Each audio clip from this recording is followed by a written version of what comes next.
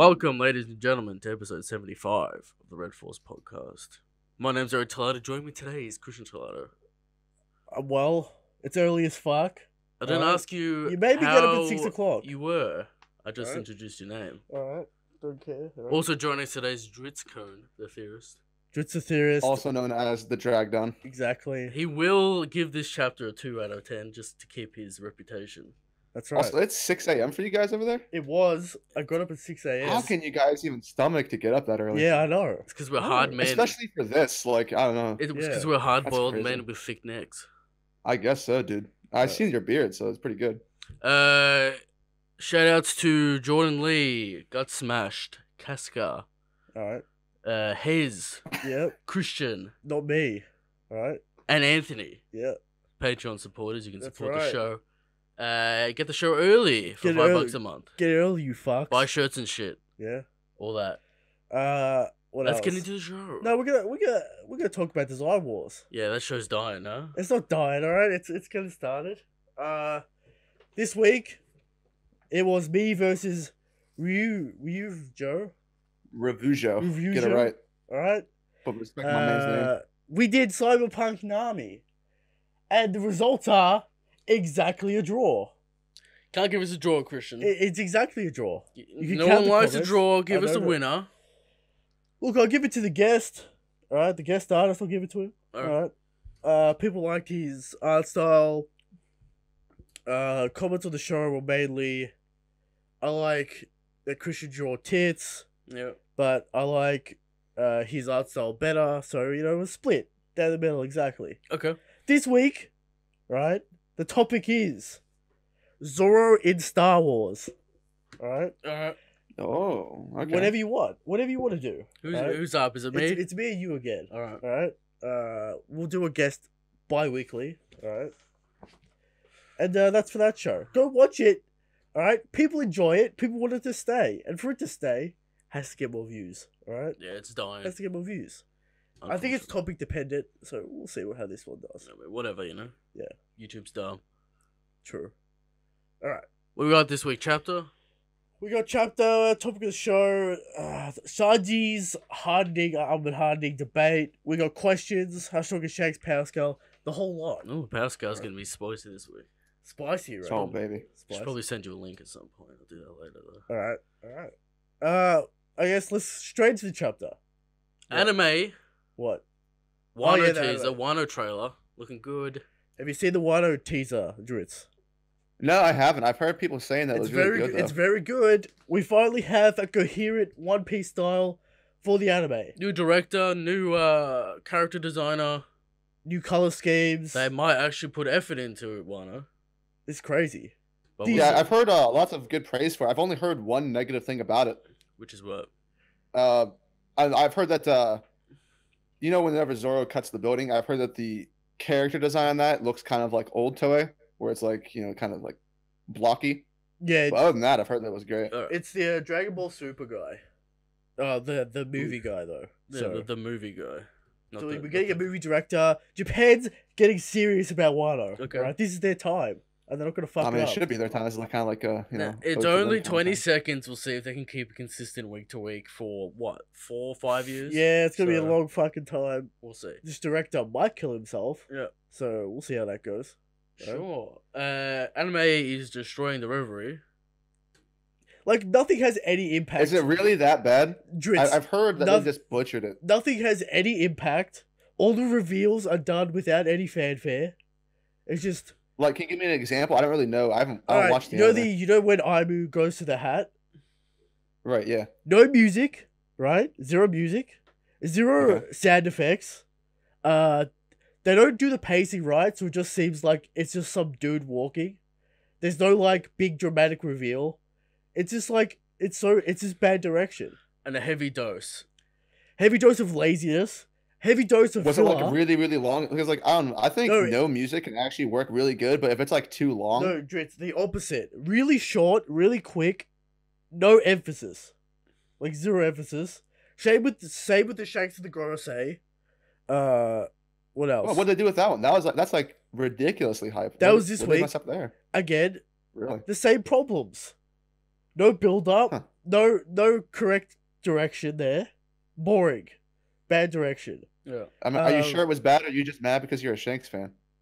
No, I love the reveal, Drizzt. What do you mean? It makes him even more hype. Makes even more hype. What are you talking Yeah, I know, but it's like, no, you guys really, really want them to like go overboard on Shanks. So is it really that bad? I just want a great reveal for the anime. All right. Also, it's riddled with recaps. This week, an entirely new world recap. Fishman Island, Pug Hazard, Dressrosa. I feel like for people who would defend that, and I know people are going to say we knew it was coming because there were like little panels in the manga, but I feel like there's a big difference between doing a little recap and then like doing an entire episode. Sure. Yeah. Reverie wrap it up. Next week, we get Zabo infiltration filler, which could be interesting. Okay. We're going to throw that out. Okay. That could be interesting. And then should be the big Armu sitting on the chair reveal. So 2 weeks left of the Reverie. Isn't that in the intro? Kind of. Kind of? Okay. It's like a still with the Gorosei like bowing to no one. Yeah. So, Oh, alright. it's weird. Anyway, let's get into this chapter. Enough about the anime, alright? Yeah. It's going to do what it's going to do, alright?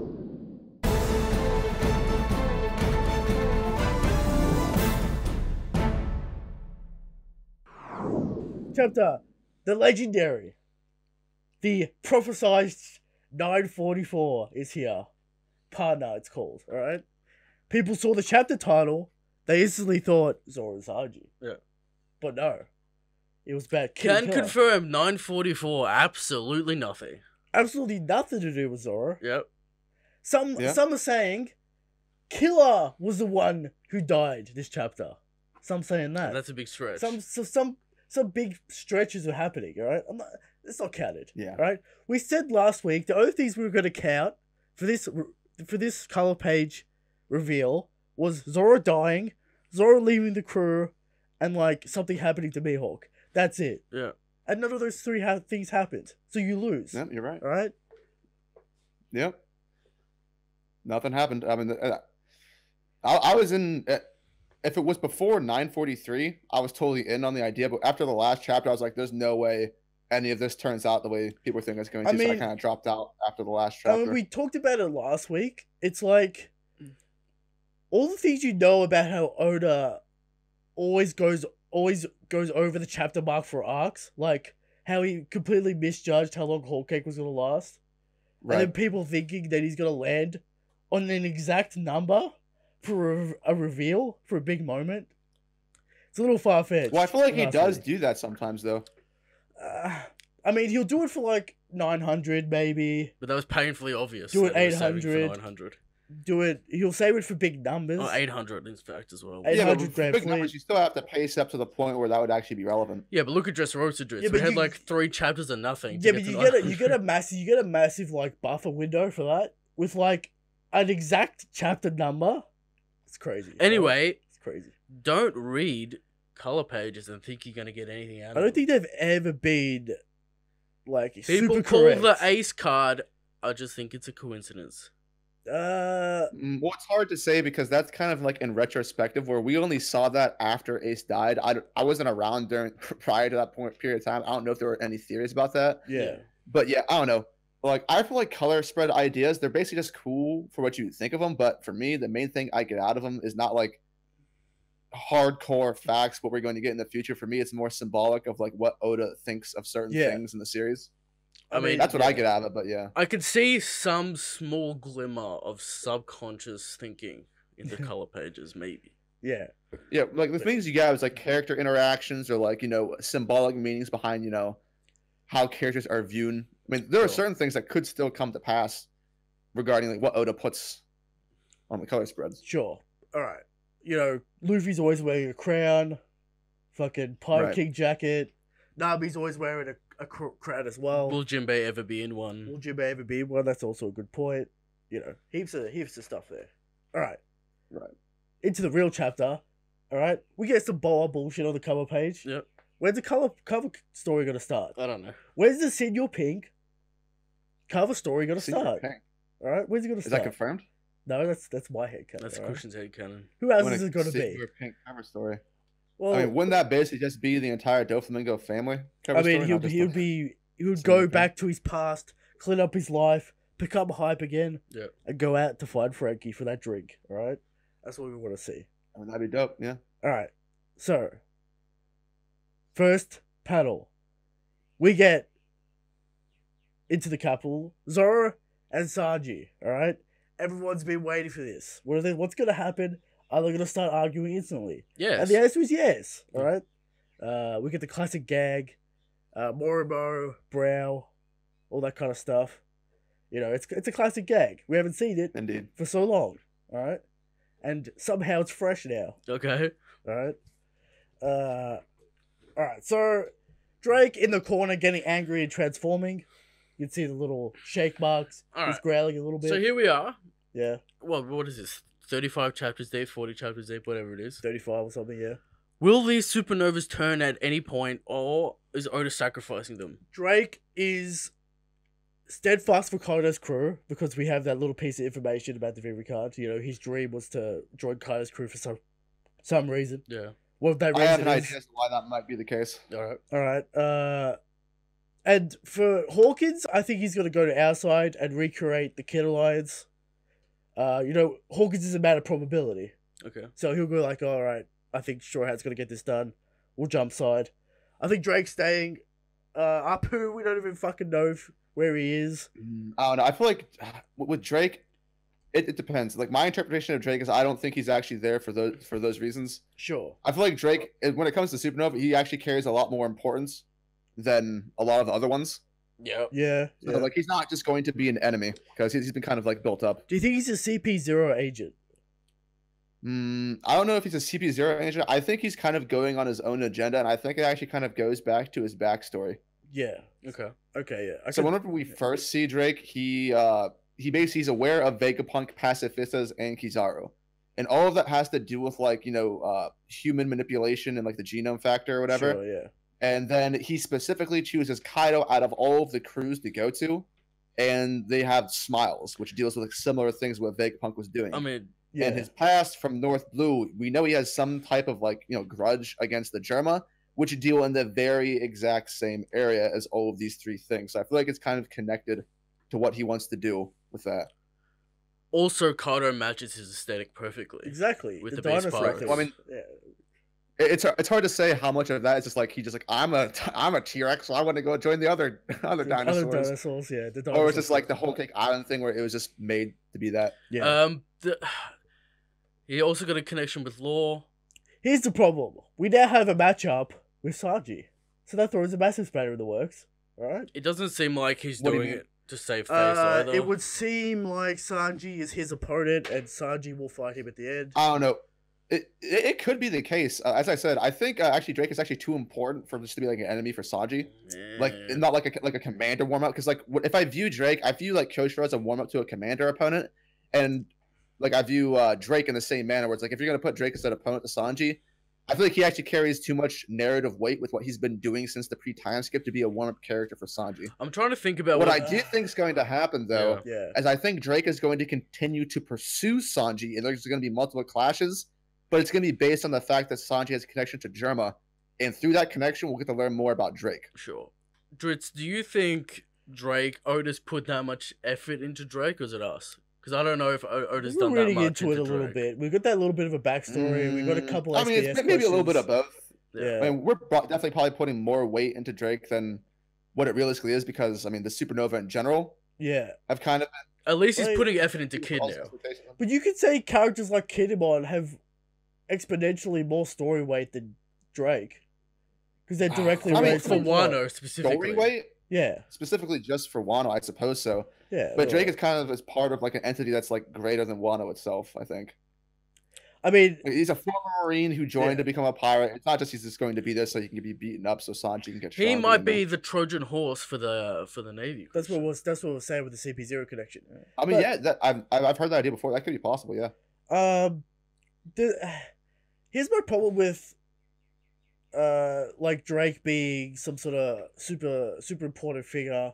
It's like we can think that, that's fine. I don't have a problem with that, but it's like do we have enough time for this backstory? Is it going to be that relevant to Wano itself? Is Drake going to be super the way important? I interpret it is, I think it depends what you think. Because I think the supernova are basically just things to help Luffy. Yes. Yeah, 100%. Yeah. In the long run, so I mean, Drake has to do something. Like, it'd be weird for him to be the odd man out.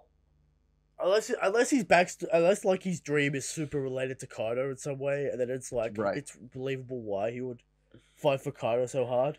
You're also going to come to the realization that maybe Oda's like, I'm done with half of these supernovas. I want to get rid of them. I mean, that's true. I guess that's I feel true. like if Oda was going to do that, he would have like done what he thought he was going to do in the beginning, is just have half of them die before they enter the New World. Yeah. Yeah. I feel like if you take him this far, you actually have to do something with him. Well, Bonnie's going to join the Revolutionaries. Sure. Very possible, yeah. Aruj got like a little bit of a shout out, basically. Yeah. Like, is he done? Like, when's he gonna turn up? No, what Oda alluded to in the Reaver cards is that Aruj apparently is carrying something super important. It's like some kind of gem or material that like Oda said it would be important. Okay. So yeah, I don't know what that's related to. Maybe the supernovas have something going on. But after this chapter, it's kind of like we get some power scaling questions. We get some, are the supernova that relevant? Are they just there to help Luffy? There's a lot of questions there. But let's delve deeper into the chapter, alright? Orochi wants to kill Toko and orders his men to kill anyone who interferes, alright? He doesn't give a fuck. It's time to go in. Zoro gives Toko to Sanji because he trusts Sanji. Yes. Alright? Otherwise he wouldn't do it. We know that. Alright? The Straw Hat crew know things are about to go down and they need a new meeting place. Alright? Probably, maybe Hakamai, maybe Ringo, maybe back to Ebisu, but what's I doubt the closest town to Ebisu. the Udon mines? The closest town to Udon? I guess like there is no Sakuri. named town in Udon that we know of, I don't think. Yeah, the closest though. Is it Ubisu or leftovers? I think it's Ibisu, right? I mean, we don't really know. Where's leftovers in relation to Ibisu? Leftovers over in Kuri. It's like oh, that's right. Yeah, it's in Kuri. Southwest so and I think it would be Ibisu. Like there might be a south, town. southwest. Yeah, and leftovers southeast. I think. Maybe Ringo. I think maybe Ringo to bury Yasu there, and also. Or maybe I don't know. It's kind of like it's kind of like lining up to be part of a new act, so it might just be an entirely new place to begin with. Maybe the top area that has nothing. Maybe the region where maybe the region where he was a daimyo to be buried in. Yeah. Maybe Hakamai, maybe someone like that. But the Straw Hats know think shit's about to go down. Right? They can't stop it. Right. Shinobu wants to retrieve Yasu's body at all costs. He must be buried with respect. All right, must be buried. She was not gonna let Yasu's body be displayed for the people to see. All right, can't have that happen. All right. Zoro shoots a 720-pound phoenix at Orochi. Bear in mind, a 1080 can't peek his entire body vertically. It's not a joke attack. People say this is a joke attack. Zoro wasn't trying. I doubt that. Are they really saying that? Yeah, I've heard Zoro fanboys say that because Kirishima blocks that easily. I've heard it. I've heard it. All right. I've heard it. I'm just saying that. It's not a joke attack. People say, oh, it's a joke attack. He doesn't have 3 swords. Sure, he doesn't have 3 swords. But we see in the next panel, cuts buildings in half. It's not a joke attack, right? Yeah, so Kirishima blocks that shit easily. He just smacks that shit away, alright? Yep. It's nothing. It's nothing to Kirishima. Good. We need a strong samurai. We have one. Okay. Alright? Kirishima getting hyped. Easily deflects attacks. That means you're hype. Alright? We know that. Alright. Of course, we know that. That's obvious, alright? He's gonna fight Zoro at some point. At some point, he's gonna fight Zoro. Drizzt, what's your thoughts on Kirishima at the moment? I'm still like, what the fuck is this character about? He's a mystery. Alright, yeah, so I have my own specific headcanon about it, but most people that I've talked to, they actually think that Kirishima is gonna like end up being like a good guy. For me, I think that's I don't want to believe that. It's possible. Like I can see like the hints where it's like, he actually has a moral code and he has a connection with Hiyori, but I think that's going to be the thing that builds up to him being like the enemy for Zoro, because even though it's been like 20 years since like the Kozuki was overthrown, he's still following Orochi for some reason, for something. But more importantly, with the way Wano is, it really does feel like the allies have a ridiculous upper hand if it weren't for Kaido. Oh, 100%. And if Orochi's going to be the guy that's like Tito to Kaido, you have to have a strong samurai representing that side, because the samurai outside of Shutamaru, I mean, they've been kind of like, maybe Kawamatsu, you can say that he's getting some hype there, but Right. Yeah. And so, like, in all of the retainers that are supposed to be strong, those are, like, on the ally side. You need someone super strong on the enemy side. I think Koshiro fits that bill perfectly. Maybe you could say Fukurokoju. Maybe he's strong. We don't really know. Yeah, Ninja it could guy. be true, but, I mean, he's not, like... I feel like Koshiro's been set aside to be specifically important. Yeah. So... For me, Kirishiro is a character bound and conflicted by the samurai code. He respects the samurai code so much that he has to follow the shogun, and at the same time he doesn't like the shogun because he doesn't follow the samurai code. Yeah, I think I might have to do something with maybe, like, if he has a backstory or something, like, deal with, like, blind loyalty. And I think... I don't think he's actually a bad guy, but I think his belief in falling is so strong that it's actually going to be, like, kind of like a good fight between him and Zoro, where it's, like, they don't necessarily hate each other. Yeah, they're just doing it with that. Koshiro's, like, the opponent there. And I feel like that's going to be an important thing with Hiyori, because the key thing between both those characters is they both know Hiyori now. Yeah. And Hiyori, as you can see, like, in the panel on page 6 or whatever, it's not like she's like, oh, no, I'm rooting for Zoro. She's kind of, like, conflicted. Yeah. It could also link back to the borders and all that. Like, maybe he's so, like, passionate about keeping Wano closed off and keeping it from outside forces. That he's willing to work with. That he's willing to do it at all costs. We'll find out. I don't think he's going to be an ally. I really don't. Because... Look, I could see him doing something like, let's say after he's defeated, it could follow like a shonen trope where, like, the bad guy is defeated and they can, like, give Zoro the key to go to X place, to do yada yada. Yeah. But he'll be an enemy to fight. He might do something to help them later on, but yeah, he'll be there to fight. There's no doubt, all right? He's clearly Zoro's opponent. Clearly, right? So right. What's this? Kirishiro tells Orochi he is careless for having such little protection. And his buildings are split next to him, right? People miss that panel. Mm-hmm. People don't look at that panel. You can see buildings getting split in half behind him, right? It was a strong attack. Zoro fanboys, calm down, please. Okay. Right? Yeah, so Kirishiro, again, being kind of disrespectful to Orochi. Again, we've already talked about that a little bit. I think it'll grow more. We'll get to see more of Kirishiro, alright. Sanji then tells Zoro to cool down, alright? He's getting too angry. He's gonna fuck shit up. Cool down, right. Zoro doing the job of Luffy in this situation. It's pretty ironic from Sanji, though. Like, if someone hit, like, Kuromasaki, if Orochi was trying to hit Kuromasaki... You can say that, but... I don't know what the situation is. I mean, like, if this situation, the context behind it was different, Sanji would be actually completely in the right because Zoro is doing something stupid, but it's not as if Zoro doing what he's doing right now is actually any different because their cover was already blown the moment they decided to step in to begin with, so this doesn't actually change anything. Yeah. I mean... So it's kind of like a redundant point. It's a difference. It's like an argument of severity. Like, sure, they can show themselves, but attacking the Shogun is a different thing. It's kind of like an argument. Not really. It's like you got in the way of him doing something he wanted to do, and he decided he wanted to kill Toko for much less. So yeah, I know, but maybe the attempt of assassination on Orochi is a high crime. Might incur the wrath of some calamities instead of guards looking for you. Yeah, it's a difference of severity, so that's where Sanji's coming from. That's what I think.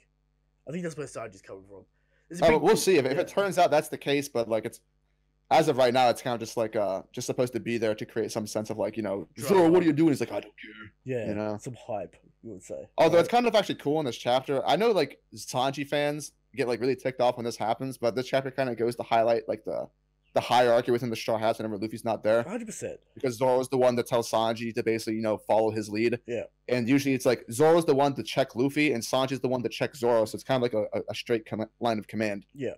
Where it shows you what's going on. 100%. Alright, so Drake is in full dino form. He tries to chomp down on Sanji. Sanji dodges that shit. And I'm going to say he jumps off Drake's head. It doesn't look like an attack at all. Remember that he did that panel? People saying arm and Haki. We'll get to that later. Right? Looks like it's him jumping off Drake's head because there's zero impact in this panel. I would actually... I have a different point of view on that. Yeah. What's that, Drizzt? So I think... So this is something that hasn't been made clear for Sanji. That's been made clear for Zoro and Luffy. So, I mean, one seems to be an arc that's like heavily predicated on getting your armament Haki up. And from what we've seen from Sanji, whenever he was fighting page 1, we don't know what happened off screen, so it's kind of hard to judge that context. Yeah. But he didn't hurt page 1 whenever he was fighting him that we saw. And this kick here obviously didn't hurt Drake. So if Zoro has black blades, Luffy's getting like, dragon scale piercing abilities. Yeah. Sanji's got to work on something that's kind of like the same thing because that's what this arc's focused on. So I imagine that something Sanji related is going to pop up soon related to that. I'll say this though, Oda's pretty good at portraying force. If this is like a wet noodle hitting a brick wall. Yeah. How much so maybe that's intended, but it's such a small panel.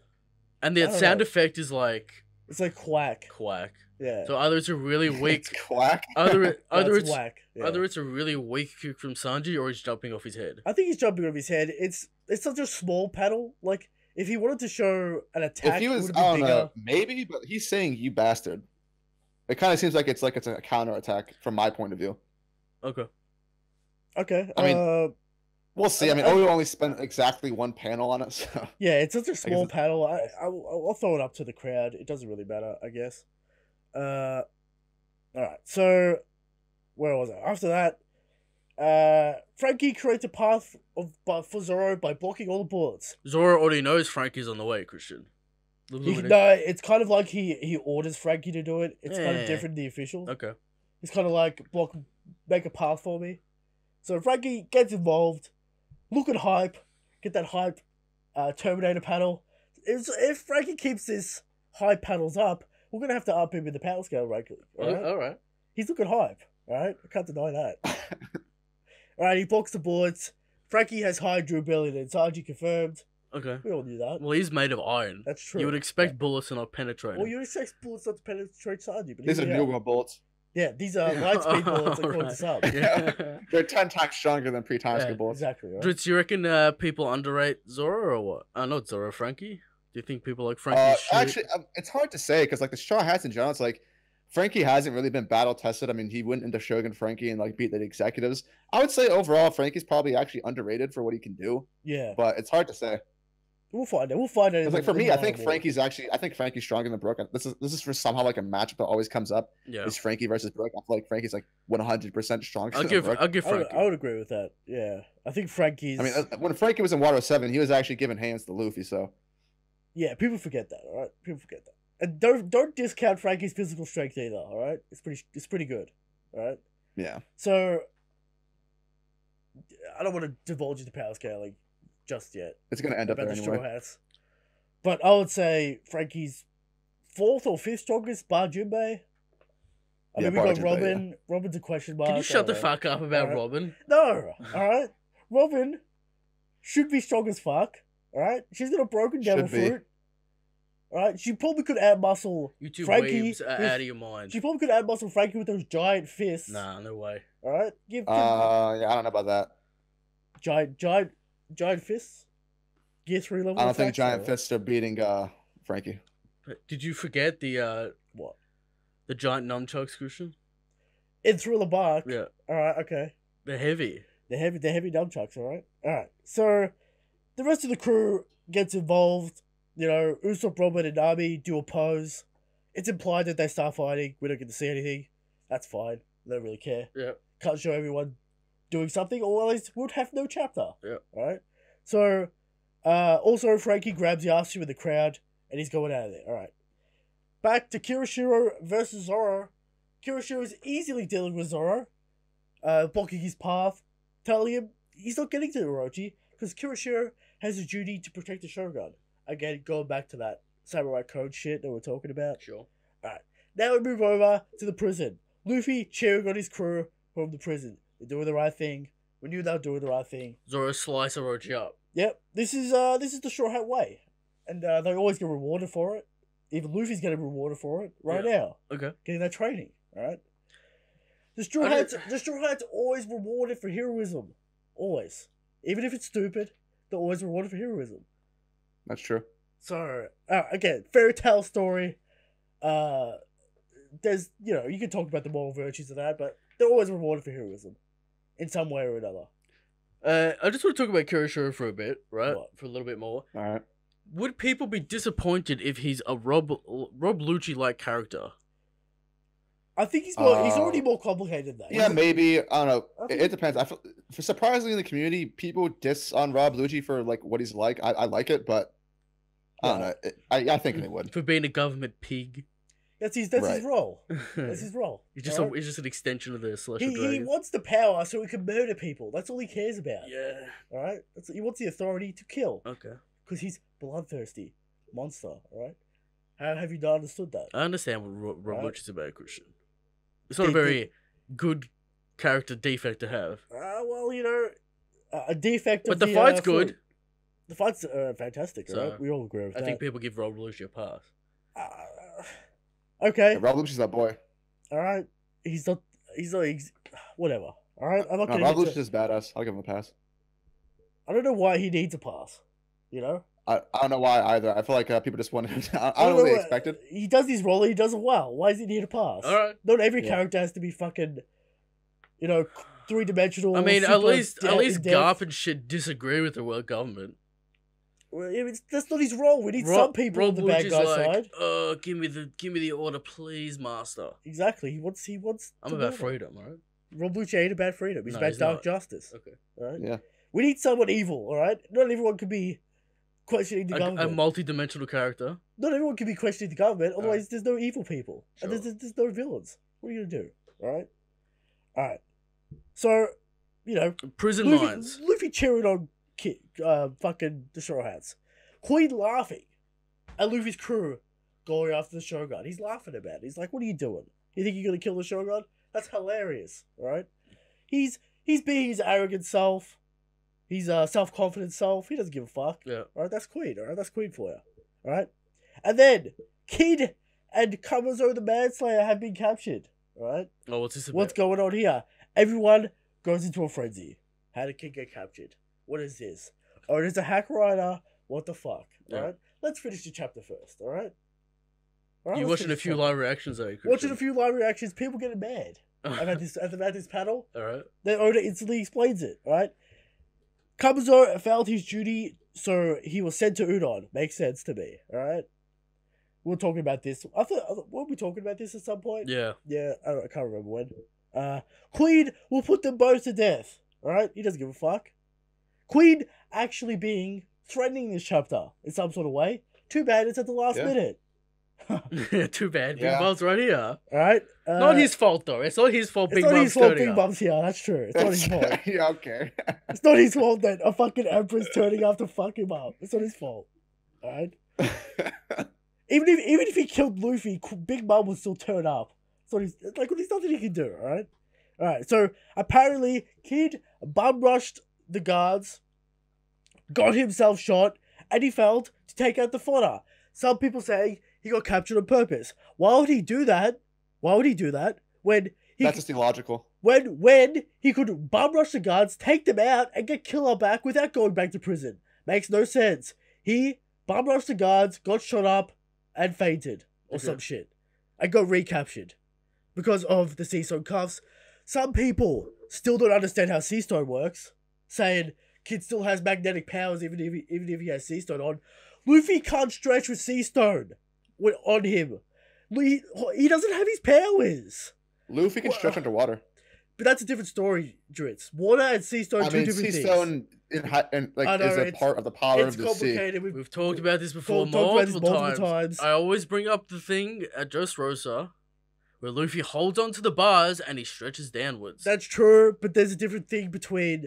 I mean, Ace couldn't turn into fire when he had the Sea Stone. Anyway, it's a stupid fucking playing defense for Kid. Playing defense for the Kid. He bum rushed the guards, did a stupid move, got captured. It makes no sense for him to get himself captured. Also, give the bloke a break. He's got the cuffs on. He's got the cuffs on. I'll give him a pass. All right. He got shot up. I mean, he's not as strong as Luffy. People got to give it up. All right. We can talk about that later. We can talk about that later. All right. Luffy's confused. Did he get himself caught on purpose? Kind of, yes, because he bum rushed. Yeah. Started yelling and screaming. The whole sequence implies that he handed himself back in. But it doesn't make any sense. Yeah. He's bloodied. He needed to get back to the prison, you know what I mean? Yeah, but I think my explanation makes way more sense. All right. Than him yelling and screaming, running at some guards and getting shot. That's what happened. But why would he do that and get captured intentionally get captured? Surely his original intentions was to take out the guards. Okay. and get Killer back without going to prison. There could have been 1,000 obviously. guards, alright? There could have been. We don't know. 1,000. Sure. All right. So hey man, apparently Kid's fucking emperor level.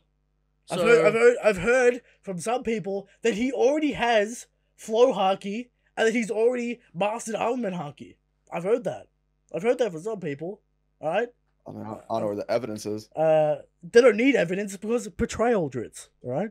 The betrayal. I mean, you can use betrayal to say he's near Luffy in strength, but giving to the specifics, I don't know. We'll get into the end of the chapter, but I have a little rant to go on about Haki. All right, I have a little rant, and we'll get into it. All right. So it turns out, Kid and Kabuzo. Well, Kabuzo is killer. It turns out, and everyone goes fucking mental. All right, great reveal, but also. We have a little power scaling to talk about. Yep. Because my man Zoro one-shot Killer. One-shot this fool, Christian. Alright. And the defense squad comes out for both parties. Zoro didn't have 3 swords. Zoro was hungry. The blades were poisoned. Killer didn't have his original weapons. Didn't have his emotions. The small fruits apparently a nerf. Apparently makes you able to fight. I've heard all the arguments. I'm not buying any of them. Too. He's injured and tortured. He's injured. I'll give him that. He's covered in bandages. Fine. But that's to cover his beard, Christian. It's cover his identity. We know that. Yeah. So power scaling there. Zoro clearly stronger. It was portrayed by Oda that he's clearly stronger than Killer. There was a man behind him trying to stab him in the back. Yeah. And that's the only reason he got hit. The only reason. We also see no Haki from Killer. Interesting point. No one's bringing up. Can't use Haki if you have smile fruits. I guess. Apparently, you eat a smile. Yep. Your power level drops three tiers, and you're unable to fight at all, according to some people. All right. Makes the pleasure. I don't know. Makes the pleasure useless. To some degree, I can understand why this argument's being made because when it comes to One Piece, Oda doesn't like to actually give answers. There's always an asterisk next to everything. Sure. Someone got beat because only X reasons or whatever. But I mean, I could see why you would say that about Killer, but I mean, answer me this question: have we seen Haki from any of the supernovas other than Conquerors? You can make the argument for observation for Capone. Law had Armin at some point, right? Law has both because he was trained by the Doflamingo family. Yes. I thought we were talking about like the lesser ones. But the other ones, like the other ones, no. Yeah, I mean, you can make the argument for a Rouge because Skypeo training. He's also got the reverse shit though. That's true. I mean, he beat Fourth Commander, so I'd be willing to say that. I'm willing to say Rouge has Haki because Mantra and all that shit. Skypea, you can make the argument. Right. Bonnie, whatever. Hawkins has been shown. You think Hawkins would have shown it in the fight? Drake, no. Drake hasn't shown it. Capone, not really. Capone, maybe observation, you can say, because of his sniping skills. Yeah. Kid, haven't seen it. That's what I'm saying there. I don't know. With this, though, it's like, I don't know. With the hockey thing, it's a weird thing to me because it should be an incredibly base ability, but for some reason, people only use it like the Aunt Luffy in special situations. Here's the thing, Drizzt. I'm coming to the conclusion that Haki is not a base ability. That's what I'm coming. That's what the narrative says. And I'll get to it. at the end of the chapter. All right. So, Kid and Killer.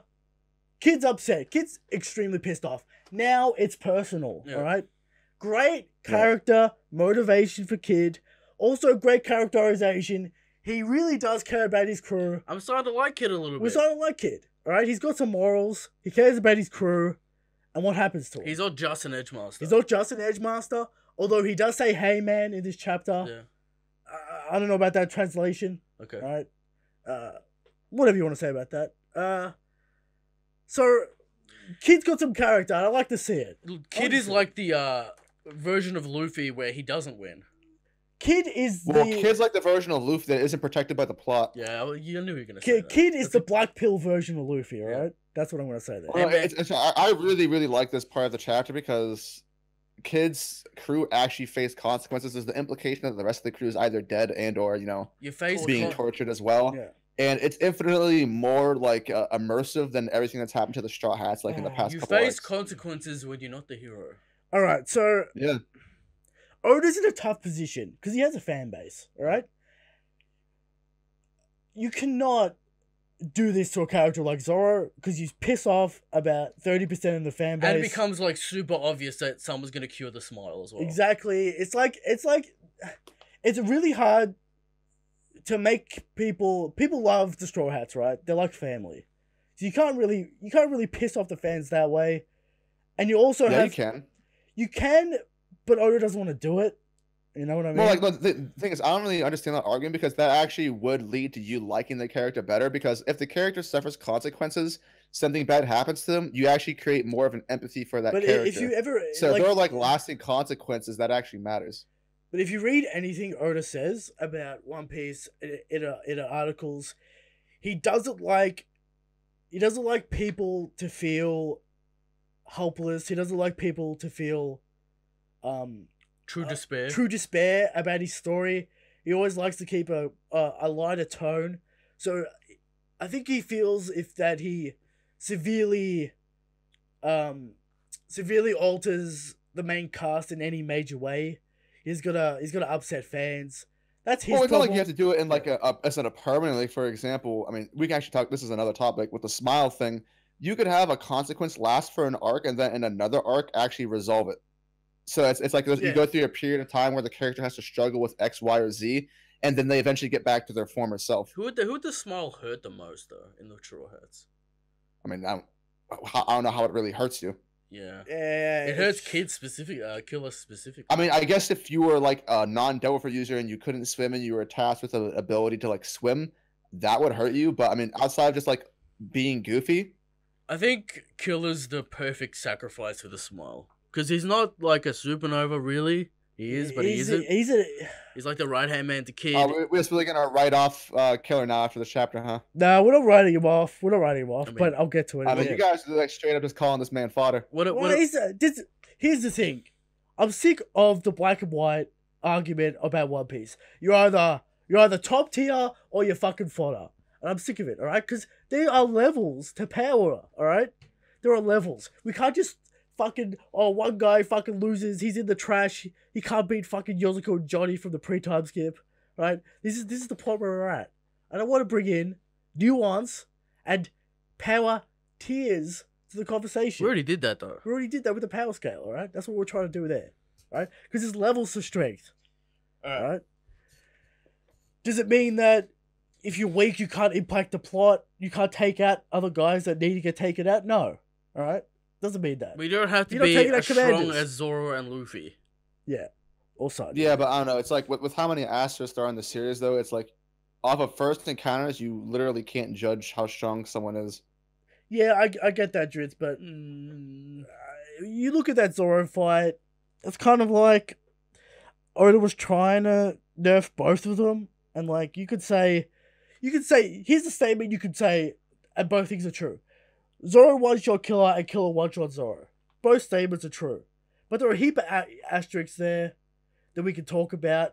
But in the betrayal area, Zoro looked better out of that exchange. We can all agree with that. The thing I would say, though, is that this part is somewhat concerning to me. It depends on how it's done.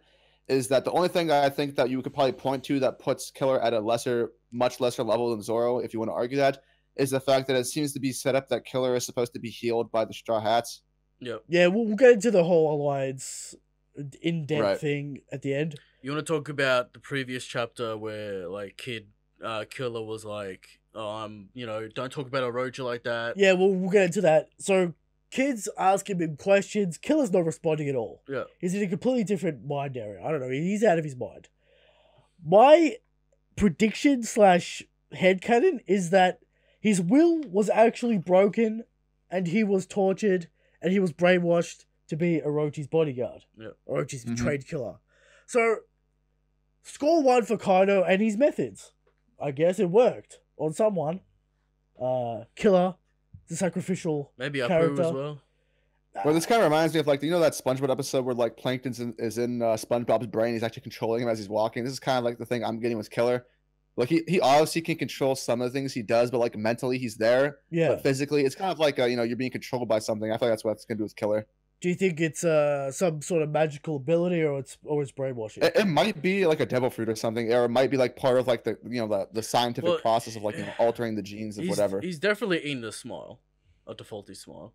Sure, 100%. Right, so, I mean, that's implied. Yeah, I mean, I think it's all kind of connected. Judge could make people sacrifice themselves by setting wall. So if you take that to like the next level, then you could probably put that into Killer or something, just make him do things that he's not able, Well, that means we need that also means that Killer's nerfed. So it also means Killer's nerfed, but it also means he could be buffed because he's a trade killer. He's just getting orders from Orochi. It doesn't mean he's nerfed. You know what I mean? All right. Well, it depends. It's like usually in this case, it would generally applies to the characters nerfed. Yeah, but yeah. So Queen is waterboarding. Not really. Kid and what do you mean? It's not a waterboarding technique, but it's water logging. Yeah, that's just like dunking their heads in water. I guess it's not waterboarding. Technically, it's not waterboarding. And he says something that's interesting. Queen gives us a great quote that I would like people to take to heart. Even the strongest can drown, in inches of water. All right. Even though you're a top tier, you're not immune to human limitations. All right. Keep that in mind. All right. Always keep that in mind, because Blackbeard is gonna drown when he dies. Okay. So that's my headcanon there. All right. So Queen puts Luffy in this situation where it's like, you're gonna die or these guys are gonna die, and Queen brilliantly outplays Luffy here, saying, if you don't care, why are you hesitating? Exactly, Queen. Queen getting what he deserves this chapter. Getting some great characterization, actually being menacing. We like to see it here. Too bad, again, at the last minute. Yeah. It's officially come to an end. Alright. So, Luffy getting angry, getting upset. He throws the most basic weak attack at Queen. Okay, Luffy. Is it even a pistol or is it just a straight up punch? He doesn't even say pistol. It's literally just like it's like a half pistol, because you look at the arm, it's like barely extended. I feel like, I don't know, that's like kind of like, people are like, does this mean that Queen's super strong? I'm like, Luffy literally didn't even do anything. Luffy didn't do jack shit. Queen just throws that back, of course. Oh, come on. Now, Luffy, you gotta throw out a named attack against the commander. Yeah, I don't know. If you really wanted to hype Queen, you would actually, like, it's like, it gets to the point sometimes where, like, I feel like Oda doesn't want to, like, sacrifice either character's portrayal for the sake of upping the other. Because, I mean, Luffy is, like, first commander level. He shouldn't just be, like, I threw my random punch that I didn't try to, like, actually hurt you with. Yeah. Like, if you're actually trying to punch the guy, like, Luffy can definitely sense how strong Queen is. I mean, he's gotten that far. He's trying to goad him into the ring, though. I don't know. He should have had, like, Luffy, like, also, Luffy where's the future sight now? He's mad. Queen countered with his own observation Haki. As we know how observation Haki works. You could have shown, I feel like you could have shown something here that's like, despite how strong Luffy is, like, make it like a serious attack and like Queen countered it, and then I agree. Both characters looking at each other. At least throw some Haki on that fist. Come on. Yeah, because I think the thing that kind of gets lost in translation between these characters and arcs, especially between these commander level characters, is that for characters to be seen by the audience as like that strong, you can't keep treating your main protagonist like he was at the beginning of the series, always being the underdog. Queen should know, because they got the newspaper and Wano, that Luffy has beaten 2 commanders. So like it should be like, you're just some random kid kind of thing, I think so. There should be kind of like a reciprocal, like, well, they know Kid knows, confident in his ability, but recognizes how strong Luffy is, and that creates kind of a better dynamic whenever you're showing them countering each other between 2 commander level people. I think this is the thing where like Kaido's crew and Kaido himself are extremely arrogant. That's what I think they're trying to aim at. Because you see Orochi, he's like, he's going out of the castle without any guards. He's comfortable. It's been 20 years without any struggle. You know what I mean? I don't think that can work long term though, because you can't keep having your enemies be dumb for the sake of like the plot. I think it's about to be broken with this event, where it's like, I think so too. We're gonna go on a manhunt for these characters. I think that has to happen. Kaido's going to appear at some location, I assume. Maybe, I don't know. Maybe he's just gonna keep watching TV. Who knows? Yeah, maybe he's too drunk to fucking move. I just want to talk about something that's really breaking my immersion at this point. What's that? These fucking collars would do jack shit to Luffy. If you're gonna be like, I can't move out of the ring because Hyo's gonna die, make that clear. Alright? Do they both go off? I don't know. He can't really escape because Hyo will die, sure. But Yeah. at least say that, because it's like, oh, even Queen's like, oh, the collars will kill you. Queen, what are you talking about? You've seen this man have Haki. Yeah, but this is a meta. This is like a meta complaint. I don't know if it's an in-story. Well, no, complaint. it kind of matters though. Like I can understand that if you want to turn off your brain and just accept that the danger is supposed. Like if you're a normal person, that would be danger. But you're like 85% way through the story, and you have characters that are able to do X, Y, and Z. If you want to make like a situation that specifically counters that character, you kind of have to take into account what they're able to do. I accept the fact that Luffy's bound by Hio, so he kind of has to stick around. Yeah, so like you didn't really even put anything on Luffy. Just like, okay, you can leave, but this guy dies if you leave. Yeah. It's kind of Queen also has got the buy-in that these blades will slice his neck. Do those blades have Haki on them? Are they sea stone blades? The other thing is that like Luffy's made of rubber, so there's no way he can't take that thing off his head if he didn't want to. Or he could just Haki his neck up and it would just explode and nothing would happen. If you look at like the way it would actually work, it's not really much of a threat. Yeah. Which is why I think you could just just like target Hio and that's good enough. Anyway, I think it respects both players. Quaid's mad because no Oshukuru. And coincidentally, guess who's here? Fucking, it's time. Big meme. Alright, she's finally here. Big Mom. It's been too long. She's been on the journey. It's been a really long time. For too long. She's finally here. She's about to go rampage mode, which is, we've talked about it before. Right. Why are we doing this again, Oda? Why are we doing this again? Alright, we have other ways to get Big Mom. Oh, did you also notice that the people who captured Kamazo, they were able to find his body and then bring him back to the prison before Big Mom got here? That's true. All right, Chopper. Maybe they got lost. Maybe they got lost along the way. I think there needs to be a little bit of if Big Mom if there was a story to this, I think there should have been at least a little bit of context. The croco shark is so tired; it's walking slower than normal pace. Maybe Big Mom's been rampaging outside of the prison for a while, and now she's finally. Oh, they just noticed. Yeah, we'll see. I mean, they're taking out the communications. Okay. She's fucking just destroying cars. Probably Conquerors.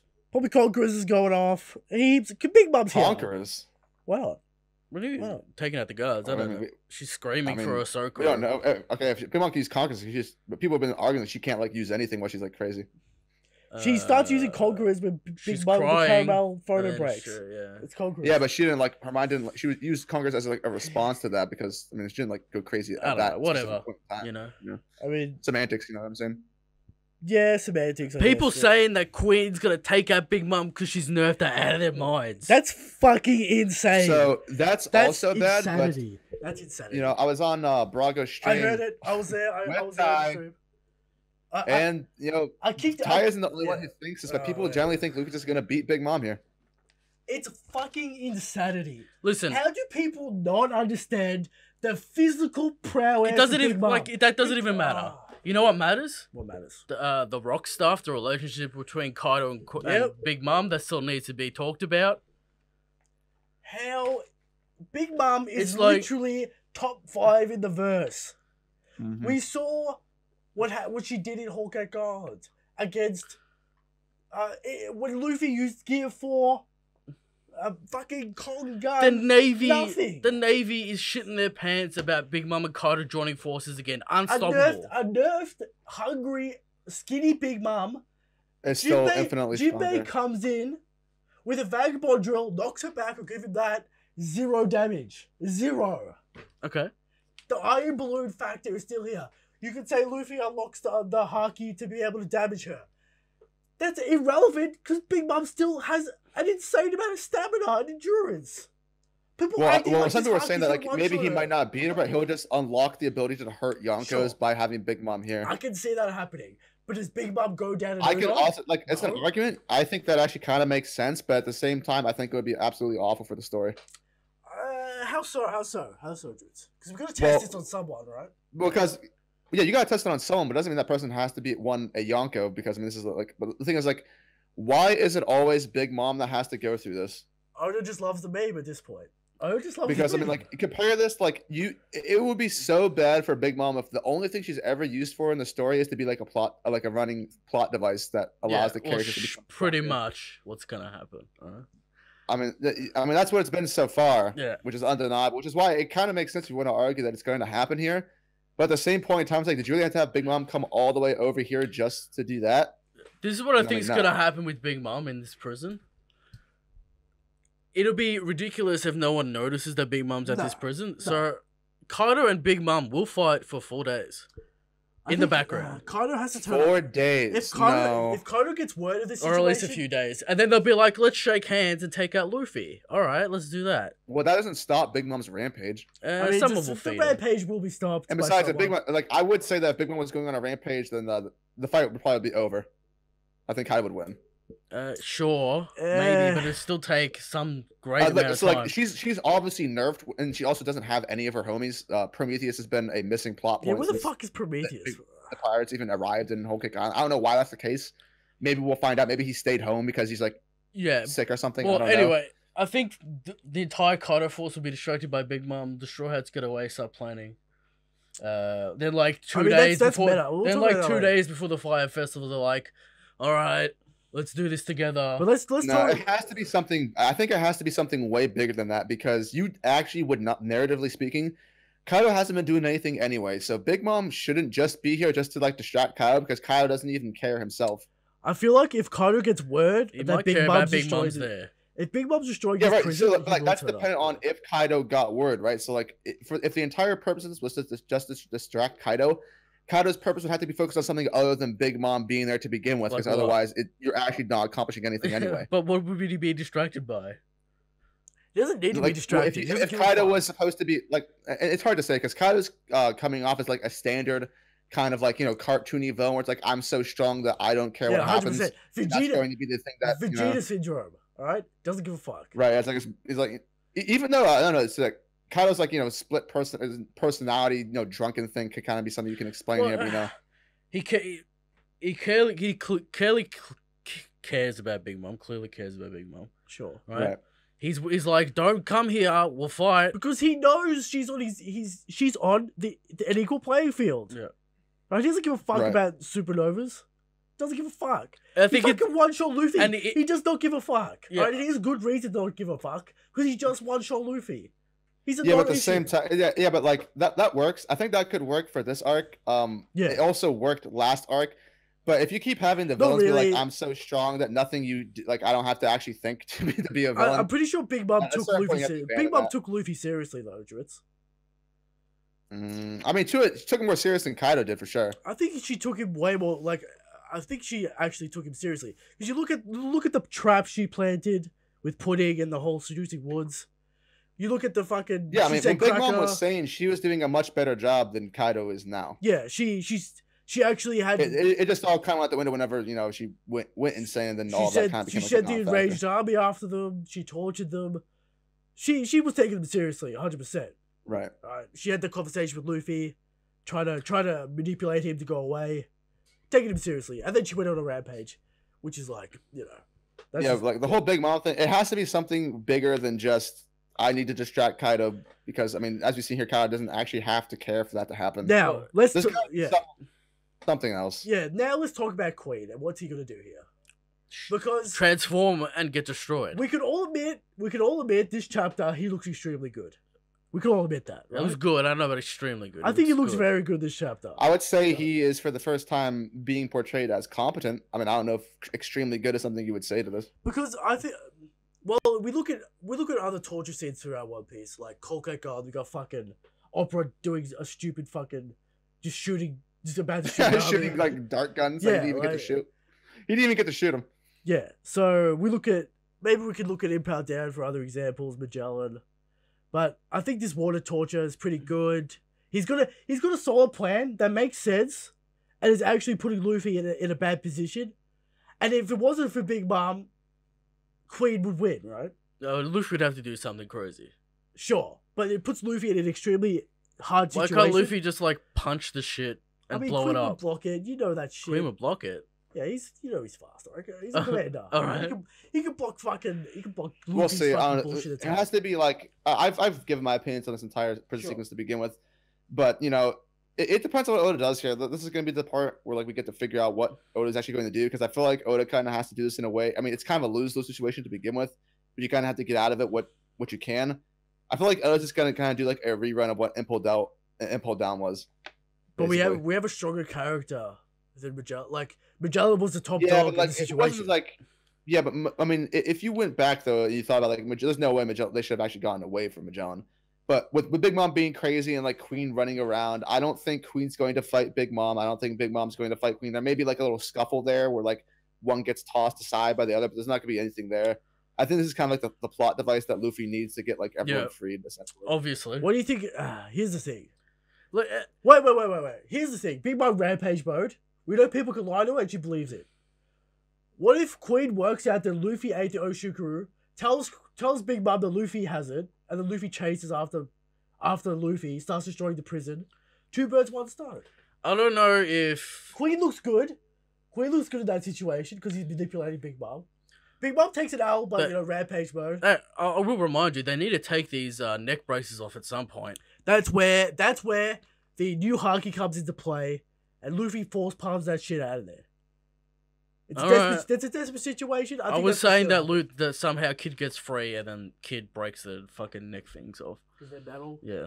How does he get to see so cuff off? Yeah. A whole bunch of other questions. Yeah, Riser's there as well. Maybe he's got the key to the neck brace. Maybe. Who knows? We have to make it. I think maybe Queen's gonna send Big Mom after Luffy. Yeah, this is the thing, right? If Queen's like, I'm not finding Big Mom. Yeah. Does that make him better or worse as a character? If he manipulates her with his mind, he looks infinitely better than him trying to attack her and getting defeated. Yeah. Well, it depends on what he does after that. Sure. Like that's kind of the part. But it's still his prison. What does he do with after that? You just kind of he's like he has to like go to Kaido directly, like, hey, yo, Kaido, found Big Mom, she here. Come. He needs to outsmart her to get her out of the prison because it's still his prison that he needs to that's why uphold. Yeah. Because we need Big Mom to be cured. We need Big Mom's hunger to be cured, right? So Sanji has to come in at some point, right, to cook this fucking. I don't think the Straw Hats are ever going to make it to Udon to finish this plot point. I think we might have a repeat of Whole Cake Girl with Big Mom chasing Luffy out of the fucking prison. Oh. If my head canon goes right, which is like chases it all the way to Udon and then gives Sukeroku.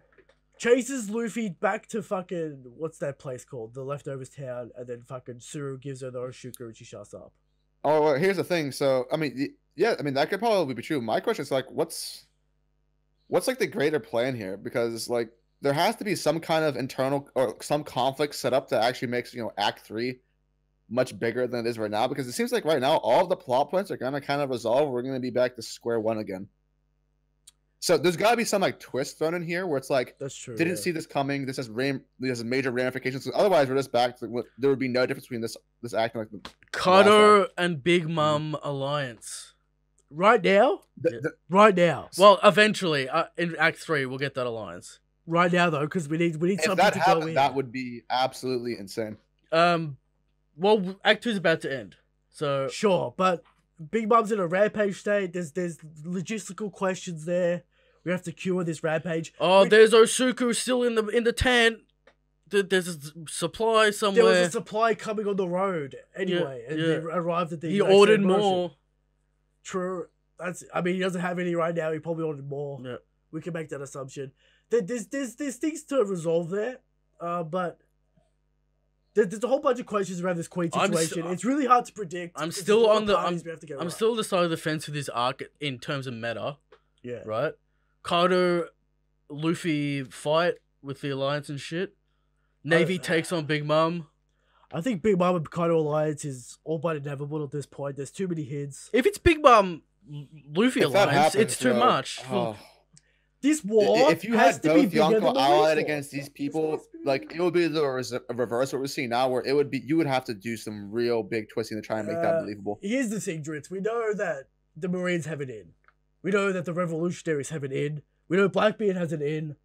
All these Marco and his group has an in. There are characters that can get to water. Grand Fleet, all those characters. Big Mom Grand Fleet's irrelevant. Big Mom, they can take out the fodder, They can do something, all right? They can take out Galette. Yeah, but at that point, it's like, I don't know. It feels like it kind of... Wano is... I feel like it's supposed to be kind of like that Kaido arc. Big Mom's here, but if they both team up, like the suspension of disbelief where you have to beat 2 Yonko in one arc, Well, not Luffy specifically. We're not saying Luffy Well, takes well on then both. at that point, it's like that's kind of like Luffy's goal, though. So if Big Mom just goes down because you just had like Let's say stronger she- people show up. Let's say she goes down Not to water. saying she went down. Let's say she's going down. All right. Okay, what do you think happens then?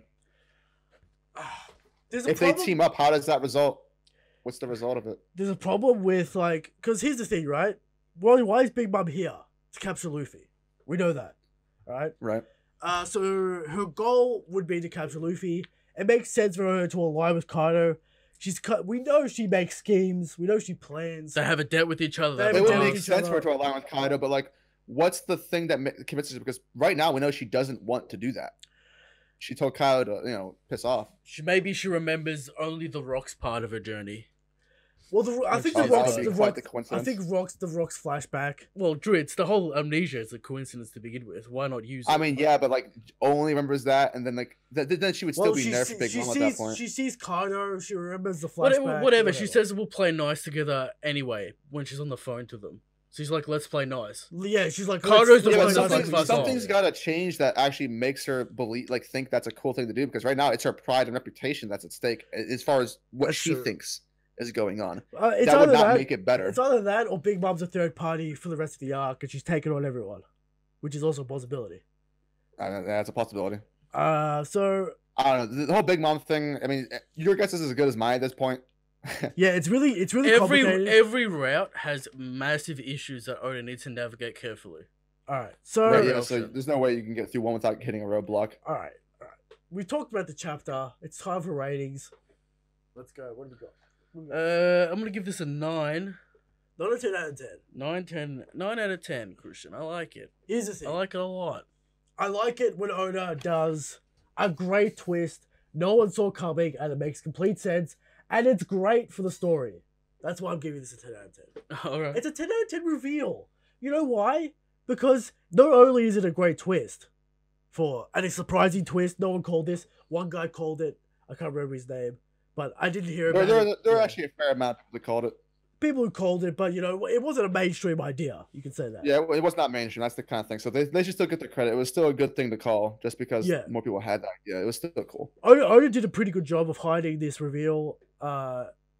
He fixes some issues in retrospect with the Zoro one shot. You can say whatever. Kind of fixes. I mean, not really. Kind of fixes. Maybe. I kind of forgive Kid just escaping because it wasn't really relevant in the end. Yeah, But it's like whatever. Fixes a few issues with this reveal. Fixes a few things this chapter, and it's really good for Kid's character, and it's going to create motivation for Kid's drama, the whole thing around Kid and his character. It's going to be great for And him. his crew. That's why 10 out of 10 chapter for me. Now, we didn't talk about the possibility of Kid becoming Law. Well, let's give We didn't talk Drizzt about a that. chance to rate the chapter. Drizzt ratings. You want to save it for your video? I don't know. I mean, right now maybe a 7 or a 7.5. What didn't you like about it? Why isn't it a great chapter for Drizzt? Well, listen, I like certain things about this chapter. Like, as I said, I love the Kid and Killer thing. Yeah. The thing I don't like about that specific instance is that I feel like the way it was executed was actually kind of subpar and doesn't necessarily make much sense. Yeah, sure. Yeah, I get that. So I kind of have to like be fair or objective as much as I can be. I really like that plot point. Yeah. I really like it, but just because I like it doesn't mean I have to suspend my suspension of disbelief so that I can give it a higher rating. There are some things there because I feel like with the entire Kid plot point, him escaping is actually redundant. Like we talked the other week, right, about how Zoro's escape or his journey was actually kind of made like a bit redundant. Yeah. But this is actually that times like 3. I mean, because I feel like Oda at least should have given us a chapter where it actually showed Kid doing stuff instead of just like we talked it about whatever. He's still here. Because right now, there's actually no difference between Kid having ever escaped and having not escaped. Yeah. We know why Oda had Kid escape, and that was so he didn't learn this Haki technique. Obviously. I mean, I don't know about that. You can't have fucking Luffy has to be the guy who takes down Kaido, right? You can't have Kid fucking. I mean, that's mean he learns that technique. If he's just like watching on the side, yeah, but I feel like if he was in the prison, he would also be in the ring via circumstance. Dude. Well, no, it's not really. I feel like he would though. Like you would have that Luffy Kid connection with that rivalry. I feel like you would. Well, Luffy got into the ring because he's being executed. I don't know if that executed. Yeah, but they're both rowdy. They would both do the same fucking thing. Yeah, they would both get the same. Maybe, yeah, but does it really change anything at the end of the day? Kid would probably jump in. This Haki technique. All right, that's a bit of a meme response. Why outside Kid escape? Why outside Kid escape? To have this reveal with Kamazar. You can still have the reveal.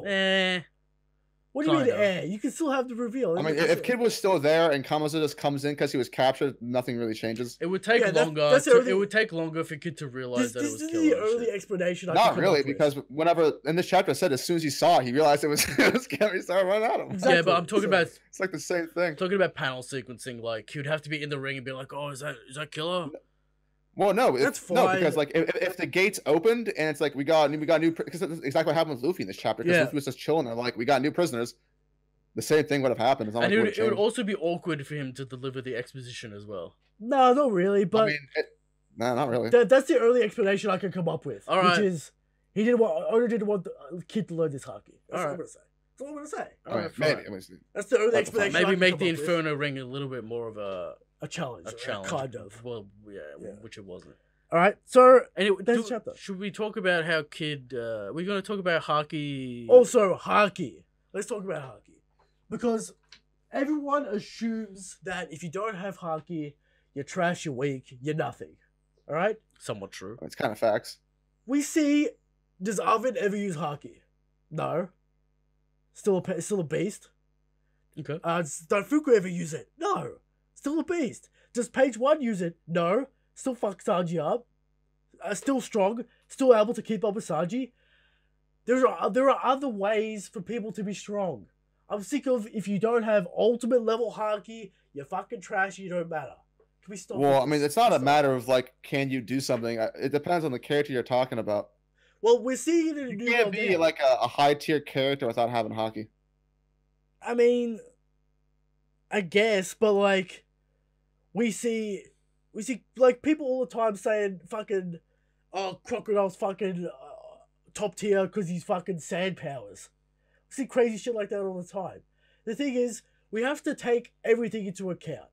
Haki is not the end all be all. All right, stop with this meme that because Kid is on Luffy's level, therefore he must have Future Sight and Ultimate Armored Haki. The two are they're not connected at all. Kid could have better Devil Fruit Mastery. Kid could have better physical strength. He could just have a better Devil Fruit. You don't have to have equal Haki to be on the same tier. To be fair, though, the entirety of the New World has literally only focused on Haki mattering. To Luffy and the crew, sure, but yeah, but like Luffy is representative of like what we're learning from the verse because he doesn't have the knowledge that other characters do. That's like kind of like the entire point of like the post time skip. Yeah, but the problem I have is with the power scaling logic. All right, that's my problem with this. Because like we see you can see Page 1's attacks on Sanji, right? No Haki of that attack, still sent him through like 20 buildings. All right, I'll say this about Kid and Haki, right? Also, Killer no Haki spotted. Could be some mind bullshit where he doesn't use it. Whatever. People saying like Kid's equal to Luffy, right? Kid's not equal. This is my problem with that statement. It sacrifices Luffy's entire journey to make Kid strong, when we know Kid's just been fucked up. The entire New World. What's the point of training with the Dark King? Yeah, the if you just go to the New World and get the same level of training. Here's the exact. I can actually counter that because I don't think there's actually a difference between what they did. I think there is. The only reason that happened is because, as I just I kind of alluded to, these other characters actually know about the concepts in the world, but the Straw Hats don't have that liberty because they're supposed to learn along with like we as the audience are. Because as we basically learn from Rayleigh, it's like basically I can teach you the basics, but it doesn't actually matter because you'll have to go out and fight people anyway. So Kid did that from the beginning. Yeah, but you have to understand the basics of Haki. He fought Sweet Commanders. He entered a Sweet Commander and got out. Yeah, that's it. Like that was like it's kind of alluded like that could be anywhere in the during the time skip. I need more context. I need more context on Kid. I need to know who he fought, how long he fought. He fought on Sweet Commander and he fought Shanks' crew. What happened? Fucked up. All right. Did he lost his arm? Did he have a 12-hour fight with fucking Rockstar and lose his arm? No, he probably got destroyed, which means that it's a better learning experience than just like fighting dinosaurs. So how does he have Future Sight? He doesn't have to have future. And sense. how does he have next level arm and These kid Haki? fanboys are going too crazy. He might have next level arm and Haki, but I mean, like, as far as I know, like, I don't think most people I've talked to don't think that he has like the same amount of Haki as Luffy. They think his Devil Fruit control is just way better. I think his Devil Fruit. I don't know about like his Devil Fruit theoretically should be way better than Luffy's just because like people were thinking like he just has like Awakening, you know. I don't really know what Kid's Awakening would be. Turning the floor metal and controlling it. Go to the floor magnetic. It would be. I don't know how it would be, but I mean, it just pulls shit out of the ground. I'm expecting like Kid to get into a giant mech and try and fight Kaido like that. I'm not expecting him to fucking throw a fist at him and clash with Kaido. Yeah, I don't know. Well, I think he could easily clash with Kaido. I mean, like if Luffy's gonna do it, with his bare hand. No, but like Kid pre-Time was throwing out things that were just as strong as Gear 3. Yeah, that's what I'm talking about. He's metal shit, right? Yeah. Right, yeah. I'm talking about a giant metal mech hand. I'm not talking about fucking him with his Haki fist punching shit. Right? I mean, you could put Haki on the metal. Nah, we'll see. Yeah, you could. Well, you could do that. Right? You could do that. Yeah, we saw Kaido Curry do that. I'm expecting him to wrestle Kaido with a mech. That's also just my headcanon. What do you think about that? We always talk about this fucking Kaido fight. How is this going to go down? Who's involved? I think I'm just expecting literally Law, Luffy, and Kid now to do it. I don't know if we need everyone else. I think I still think I still think we need Luffy to get some power the Frankie weapons might do something, but who else is going to do anything? Marco. Look, even so, you got to put an asterisk next to that then because you have to include something that nerfs Kaido because just alone there's not enough. Yeah. Law does have a stupid ability. Law can penetrate Kaido with his Law has a stupid ability, but at the same point in time, like it always comes down to like one person being the difference, and like Kaido is ridiculously strong. He is. Even if like, let's say at best case scenario, Kid's like maybe second or first commander level, Law is the same, and then Luffy's like first commander level. Yeah. So even if you combine all of them together, realistically, they shouldn't be beating the Yonko. That's why I'm still saying we need the buffs. We need the Moria buff. We need the Hawkins buff. We don't need... At the end, we're going to soften up Kaido with the 3, and then Luffy's going to go in at the end with all the power-ups and win. We know that's going to happen. I hope not. We know Luffy's going to get the final blow. That's obvious. I think Luffy's going to get the final blow. I talk about this all the time, but I think the final blow will be King Kong Gatling, Christian. We've talked about this which will shake the earth and cause massive problems. What would be nice, though, is that we could actually see King Kong gun used again. Yes, that's at least true. One more time. Maybe the second round it'll be was used in the anime against Cracker. No, it wasn't used. Almost was used. Almost used. It was actually kind of implied in the anime that just would have won the fight there. Yeah, it would have won. It's such a stupid, strong attack. It's crazy. That Oda can't use it. I mean, I don't know about that because like it's like it'd be better if it was more defined. If Luffy misses it, he loses the fight. Sure, like it takes way too much Haki to use, and he fucking like if you whiff it, then you're actually just done. I don't know how you whiff it. It's a giant arm. Well, you can dodge it. You can dodge it. You can dodge super it. fast. Yeah, people dodge it. I mean, realistically speaking, Dofu could have dodged it. I don't know how fast. Dofu's just like, I can beat this, so he tried to like it was like Rob Lucci trying to like tank Gear 3rd. Well, we know Dofus could have dodged it. Yeah, Dofus got a god complex. He had to clash with it. Yeah. All right. So there we go. There's a chapter. Is Wano finally back on track, fellas? Wano finally back on track? That's my question to both of you. What do you reckon? It is indeed back on track. We're getting interesting plot points that we actually care about. I say this most times in arcs when we do arc recaps. Yeah. Oda takes a long time to put all the chess pieces on the board, and then he starts moving them around, and then we enjoy it. But he's giving us new plot points that we actually care about. Like, yeah, but they're all connected to what we already have. True, but there's still issues. I'm not gonna lie, there's not issues. There's still the issue of no one cares about Yasu. Things like that. Kinemon needs to get some stuff going for him if he's going to be the guy to take out Orochi. Sure, fucking Nami and Robin not doing anything. All those kinds of issues are still there. I'm not going to say they're not there, but I'm saying we're getting interesting plot points that have a lot of potential. It's hard to say because it's not like Wano has been filled with things that couldn't have been interesting. It's just the way they were handled, they became uninteresting. So I don't know. I think it's too soon to say it's quote unquote back on track because I mean, our Act 2 kind of started off with a lot of things that could have been interesting, but all of them got off screen. Yeah. So would you say the start of Act 2 pretty good, middle of Act 2? I would say there was a lot of potential here, but I feel like it kind of Act 2 kind of missed out on capitalizing on what it was able to do. Yeah, there's interesting concepts didn't capitalize, you would say. Yeah. Yeah, I think we're moving into Act 3. We know that we're gonna have Kid and Luffy interactions all the time now. Well, they still gotta like get all the Yakuza bosses and yeah, we're gonna all buy that shit. Big Mom's I hope that's actually kind of like I hope that's not a long period. No, I don't think it is. I think fucking Kid's is gonna rip. Would anyone be mad if we just cut and then Luffy's running with all these characters? No. I don't think anyone would be upset. I mean, no one would be mad, but that would be something that you would have to hold against us just for... Yeah, but like fuck that shit, all right? No one cares about like him opening cages. Story. Like here's from how like a writing perspective, you would have to. Here's how you fix it, and you hype Kid. Kid goes, I got my handcuffs off. I'm just gonna rip all the metal gates off and just throw them at Queen or some shit. All right. That's how you do it, and everyone runs out. That's how you do it. Easy. One fucking chapter, we get it done. Big Mom's just smashing shit. Yeah, I don't want fucking 9 chapters of Luffy unlocking cages, alright?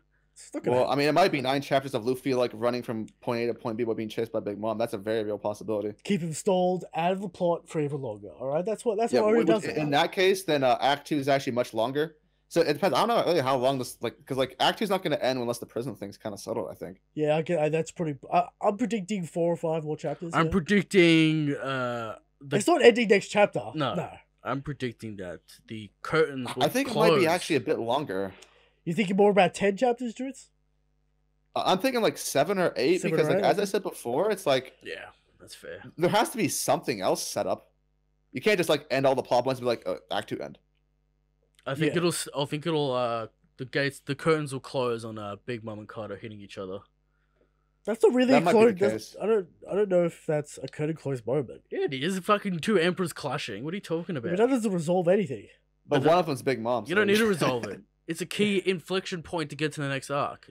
To get to the next act. You don't need to close plot points to get to the next act. But that's kind of irrelevant for the crew if Big Mom and Kaido fight. Like, how does that affect the crew at all? They're just distracted. Kaido. Sure, but like Kaido was already not doing anything. We've already talked about. Well, I mean, you could equate it to like the I don't know. It's like in the downtime between like Impel Down, how Shanks and Kaido clashed. That happened. You could do that kind of thing. You have to set up like an actual goal. So the strats have to come with like a goal. I think. Yeah, they have to come up with a plan to defeat Kaido. Can we finally get this plan? Yeah. Can we stop fucking around, please? All right. Act 3, good shit to come. All right, that's the chapter. A long chapter discussion. We talked about a whole range of different topics and things. All right, now it's time for How Strong is Shanks? Okay.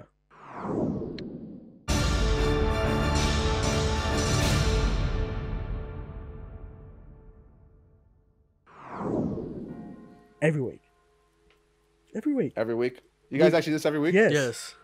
Every week it's a new. Has it ever changed? It's changed. It changes every week. It's a new fact every week. It's a new fact every week. Lay it on me then. There's been 75 facts. 76. 76 facts. Don't forget about episode 0, alright? Alright. Every week, we come to you with the question of how strong is Shanks? How strong is Shanks? Every week we answer, Shanks is the strongest. Shanks is the God King. Alright? Alright, but there are some people out there, alright, after 75 weeks of this segment, that still think Kaido's the strongest. They still think... I wouldn't blame people for thinking that. They still think Dragon's the strongest. Alright? I wouldn't blame people for thinking that either. They still think the sweatiest man on the planet, Alkayunu's the strongest. Ridiculous. Alright? And that they think Aimu is the strongest. Right? But they're all incorrect. That's probably just like a bet. They're all incorrect because Shanks is the strongest. And this week's evidence is Shanks is so strong that he could have saved both Kid and Hio from Queen's trap, and Shanks can merge 2 realities into one, alright? Causing both situations of Kid and Hio being saved at the same time in one reality. That's how strong Shanks is. Okay. Shanks is the strongest. Shanks is the God King. And there it is. That's pretty strong. Right. Topic of the show. The great Sanji hardening debate. Alright? We're going to let Drizzt talk because you didn't get to talk in the Brago stream. Okay. Alright?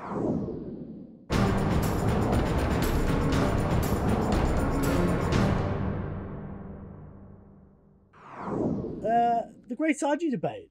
Alright? So, This has come up multiple times. Refresh people on the situation. Alright, multiple times during Hawkeye cards, we're asking Oda, where is the armament hardening? We've been asking Oda this for a long goddamn time. Yep. When he fought Oven, where's the armament hardening? When he clashed with Daifuku, where's the armament hardening? We've been asking this for an eternity, alright? Some people say it's there, you can see it in the panels. Some people saying it's shading. Some people saying he's wearing black pants so it can't be done. All these kinds of arguments. The argument is, does Sanji have armament hardening? Not, does Sanji have armament haki? There's two different things here. People don't understand the difference of the colon hardening and the regular armament haki. Now, have we ever seen Sanji use armament haki in the manga? Yes, multiple times. Judge says that he uses it. Have we ever seen Sanji use armament hardening? No, we haven't not seen that in the manga. Some people say the anime shows it, but I say to them, the anime is not canon and it's complete bullshit, right? If you're saying that Sanji has armament haki, you're also saying that Peckham's one-shot Sanji. You cannot pick and choose from the anime if you're going to make that argument. Okay. Alright? That's my stance on the anime. If you're going to make an anime argument, you have to take the entirety of the anime. You can't just pluck points out of the anime and use it as evidence. Alright? Sure. There you go. There's my stance. Sanji has not shown armament hardening. I think Drizzt agrees. There you go. Yeah, my major thing is like the reason I want to make a video about this is like what I need to expose is the logic used to get to the conclusion. Yes. Because the arguments being made are so faulty that like it doesn't matter if you like. Let's say they end up being right. Let's say Sanji always had it. That doesn't mean the evidence you use to get to that point in time actually was coherent. Yes. Like if I randomly call like an ass theory out of my head without any evidence, like color spread, you know, as an example, and something similar that happens, that doesn't mean that I was right in the way that I got there. Correct. All right. So I'm guessing what you're saying is people always argue that Sanji was using armament against Virgo, but that makes Sanji look even worse because he's still got his leg cracked even if he's using armament haki. Hardening. Yes. Yeah. The point is like. Yeah. Maybe you could like squint at inked panels and maybe it was right, but the narrative speaks. There is no conclusive evidence exactly that he has it. We Look at Luffy when he uses armament haki. Obvious big panels. Oda shows us. We look at Zoro with Shishui, a black blade. He puts haki flames on it. So you know he's using armament. Yes. He goes out of his way to show Zoro having armament haki on his weapons. Why wouldn't he do the same for Sanji if he wanted him to have armament haki? There is no logical argument here. The argument that he's wearing black pants and therefore can't show it is not an argument. It's not an argument. Katakuri has black gloves and you know he's using armament haki. He has black pants also and he's using armament haki. Yes. So we should always say hardening because we're going to confuse people. Yes, hardening. Yeah, hardening. I actually was very surprised because more people than I could have possibly imagined do not know there's a difference between armament and hardening. What's hardening? I'm like, what? Yeah, I know, right? This is the problem. That's like saying like there's no such thing as there's no difference between the two. It's like saying there's no difference between the observation haki. So if you have one, you automatically have future sight. Here's the thing: there's a difference because there's a fucking colon in the title of armament haki hardening. It means it's a category. How do people not understand grammar? All right. That's my fucking argument. Give the people some examples of a base haki, armament haki. Base haki. You can make the post-time skip argument with Marigold, Sandersonia. Base haki, alright? You can also make the same thing with the Fist of Love. Is it base haki? Is it the will of the opponent? Give me a post-time skip example. Sanji. Against Judge. Luffy grabbing Caesar. All these kinds of things. There you go. Because I don't want people making the argument that Oda wasn't, using black then and shit like that. Whatever, dude. Luffy grabbing Sanji, excellent example. Exactly. Not Sanji, Caesar. Judge saying Sanji is using haki without seeing it. Clear example. Yeah. He's wearing white pants in this situation. Is he? No, At this it's point, got black he's No, pants. he's not. black pants. He's not, but we really talked about this. It's not an argument. Yeah. All right. Judge still able to keep up with Sanji somehow with him using Haki. So there you go there. Whatever that says about Judge and Sanji, whatever. But I don't understand I don't understand that there are levels to armament and that you don't just get hardening for unlocking armament Haki. I take responsibility, Christian, in this fact. Why? Because we are the message, we are the mouthpiece of the community. But we don't say this Right? shit. Not we as us. Why using the collective? Because I'm talking about the entire YouTube community.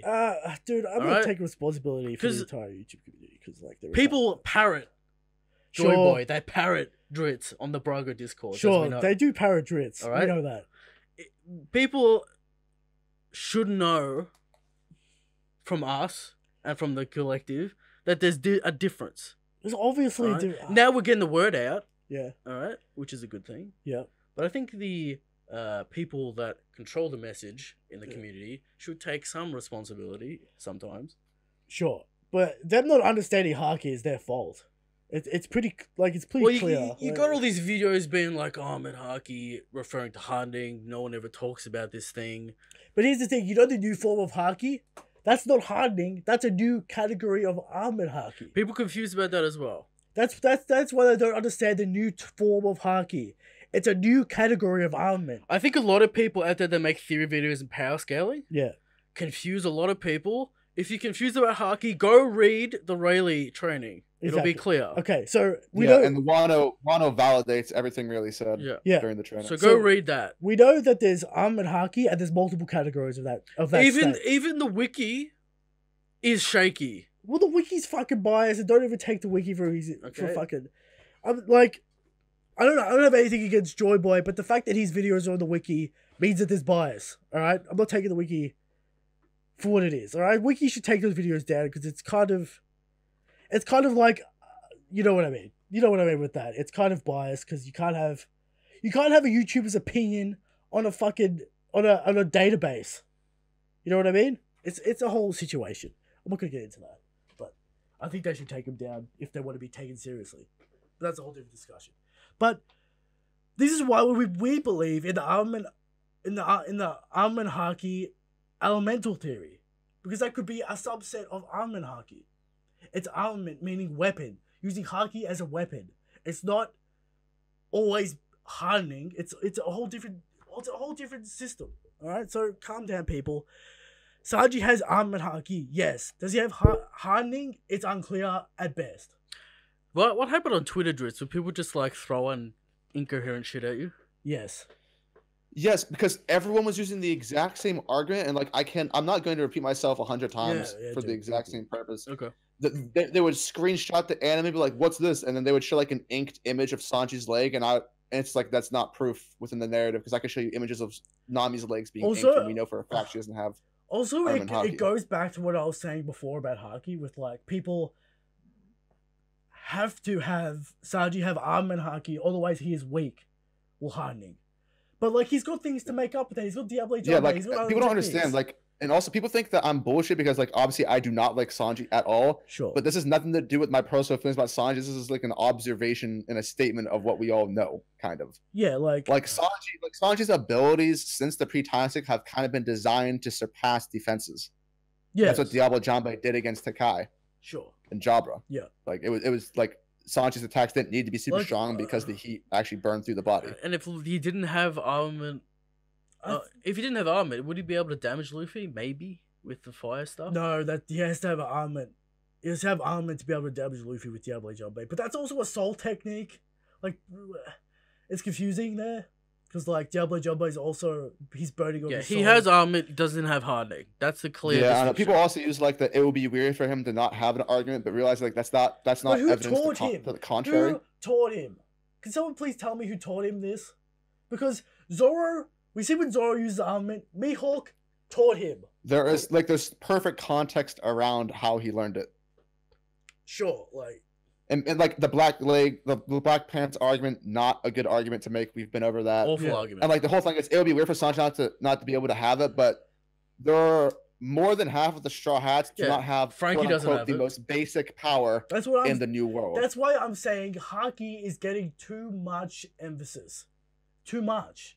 All right, we need That's what I'm saying, which is like a thing. When people ask me, like, when is X character going to get Haki? I'm like, they don't actually need it. Yeah.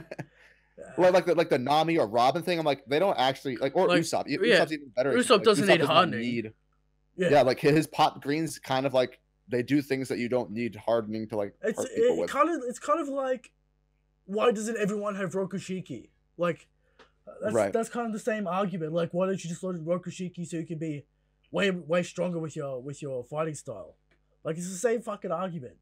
But like, Haki is a martial art, and it's not the be all end all. Can we, like, that's my main problem with this argument. Like, if you found out Kaido didn't have armament, hardening, would you care?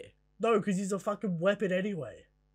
Okay. I mean, it would be odd. It would be odd, sure, but he's still a fucking beast. It would be like, you have to explain, like what's the narrative reason for why that's the case. He's too impatient to learn it or some shit. I don't fucking know. Maybe. Yeah, I don't know. That just weird. Or it's like Kaido doesn't listen to anyone, therefore he can't learn Haki because he won't listen to anyone.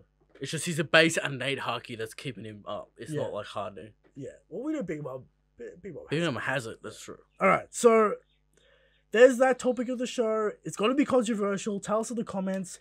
I don't think we have the strongest argument, and like people always go, you can't disprove it, therefore you're wrong. That is the worst argument I've ever heard in my life.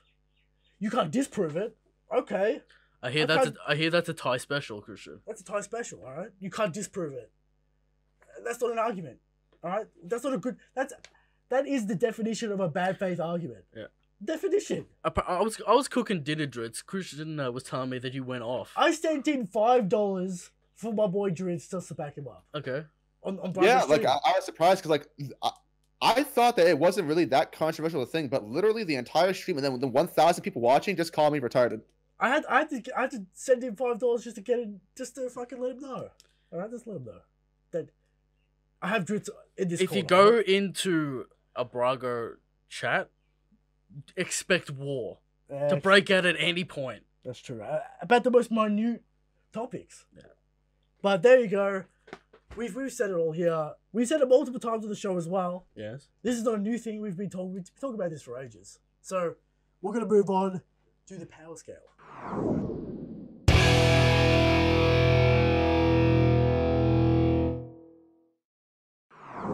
Drizzt's favorite segment. My favorite. I do like power scaling, to be honest. Let me get you a link. It's the same link. It's the same as the old link, right? Yeah, but he's not gonna have it. Yeah, that'd be way far back. I don't have it saved. Give us the rundown for Drizzt again. Drizzt knows. It's a tier system.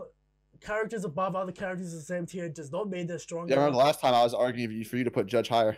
I think I won that one in retrospect. Well, you didn't win because he didn't put you up. I didn't put you higher because it's. In retrospect, I think Judge is higher. Went head to head with the fourth commander. I mean, that's was winning the fight against Sanji. Easy. Do you want to do Judge? We're not doing Judge again. All right, where is Judge? Vito, he's in fucking mid. What are we doing today? Which boy are we doing today? Yeah, the thing is, the list is vast and massive now. We've got like how many? 165 characters. Slim pickings. All right. Last week was like, what was last week? The Roskina Kings. Yeah. The animals from Roskina. That was an interesting topic. What do you want to do, Christian? We've done Marigold, right? I think we did the Boa Sisters. Have we done Margaret? You want to do Margaret? From Amazon Lily. Have we done Margaret? Margaret. Some people say it says Luffy's wife. Some people would say that. Have a look. Margaret doesn't look like. All right, let's talk about Margaret. Margaret. Right. We're gonna look kind of low for this. All right. Okay. Let's scroll down a little bit. Very low. Let's go down a little bit. We know she has Haki and observation Haki because of the training of the fucking Amazon Lily. And she's got the arrows. She's got range. She can't really hit base Luffy, which is a massive downgrade. Would you try to actually kill him? You can make that argument, whatever there. She can imbue weapons with Haki. Apparently that's a feat, according to Wano. Yep. So, I think the question is going to be, does she beat characters like Paulie, Leo, Mr. 3, that kind of tier? Does she beat characters from the start of the Grand Line? I don't think so. But she does have... I think she could beat Paulie. I don't see why she couldn't beat Paulie. Paulie's got ropes. He's strong, that kind of stuff. Physical strength. She's got arrows, range. She's got arrows, she's got range, she's got armor. She's got arrows, but it's like... I mean, we've barely seen her do anything. We're not going to see fucking any more from her, surely not. Yeah, I mean, she's done, basically. Paulie was at least displayed as a fighter. She was just kind of like a damsel in distress. But she is an Amazon warrior. She's a warrior by birth, right? So, I guess you could make the... Does she beat Mr. 1? She just not beat Mr. 1. What? No! She just not beat Mr. 1. No way! Just Mr. 1 is just answering the question. Not beat Mr. 1. Might be able to pierce him with the Haki arrows. Alright, let's talk... I don't think she's ever hitting them. Let's talk about characters like Zeph. Let's talk about characters like Arlong. Okay, you know what? I want to bring it. Why the hell is Zeph in low tier? Because he gets beaten by like fucking Gin. Gin Who and beat Pill. He gets beaten by You know, it's like implying that he was on rocks.